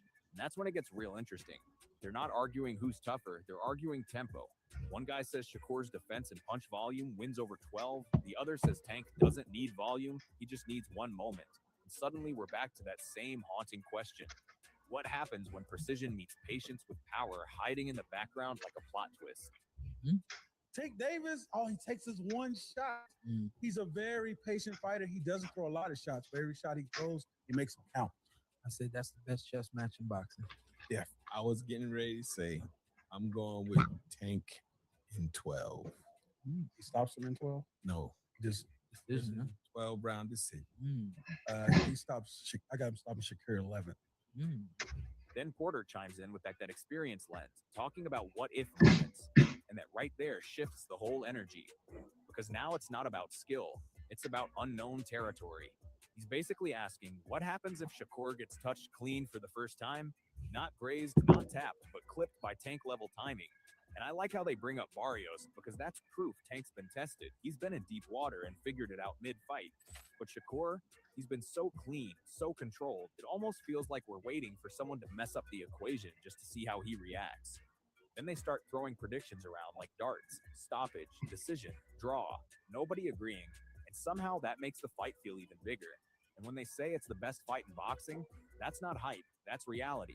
Because this ain't just styles clashing, this is philosophies colliding. One guy forcing the rhythm, the other refusing to dance to it. And if you really think about it, that's not just a fight, that's a mental war with gloves on. When I look at the way both fighters box, I think it's a match made in heaven. It's the match made in heaven. Now I close my eyes and I'm thinking, I'm watching Shakur fight, man. Those more punches than Tank. Yeah, that could be a problem for him. It could be a problem. And the thing about it is, defense is good. If it goes the distance, you said tie. So when you step back and really look at everything, this whole Tank versus Shakur conversation stops being a simple who wins debate and turns into something way deeper. You've got Tank moving like a finisher in a video game, calm, patient, waiting for that one opening to end everything in a flash, while Shakur is out here playing chess like he already read the final chapter, controlling space, controlling tempo, making elite fighters look like they showed up to the wrong exam.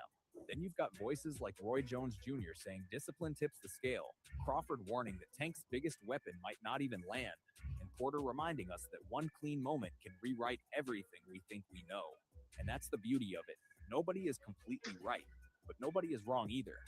Because this fight isn't about resumes or highlights anymore. It's about identity. Does precision break power, or does power interrupt perfection? That's the question sitting right in the middle of all this noise. And honestly, that's why this fight feels bigger than just belts or rankings. It feels like a statement about what boxing really is at the highest level.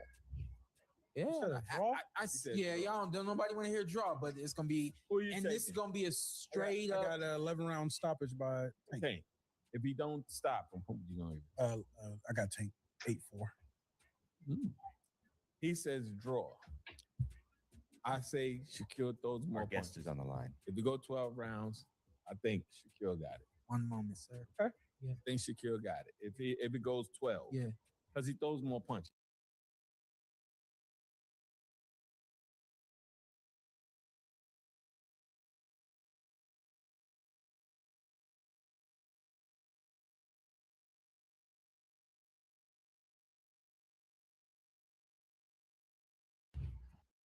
Drop your take in the comments. Let's really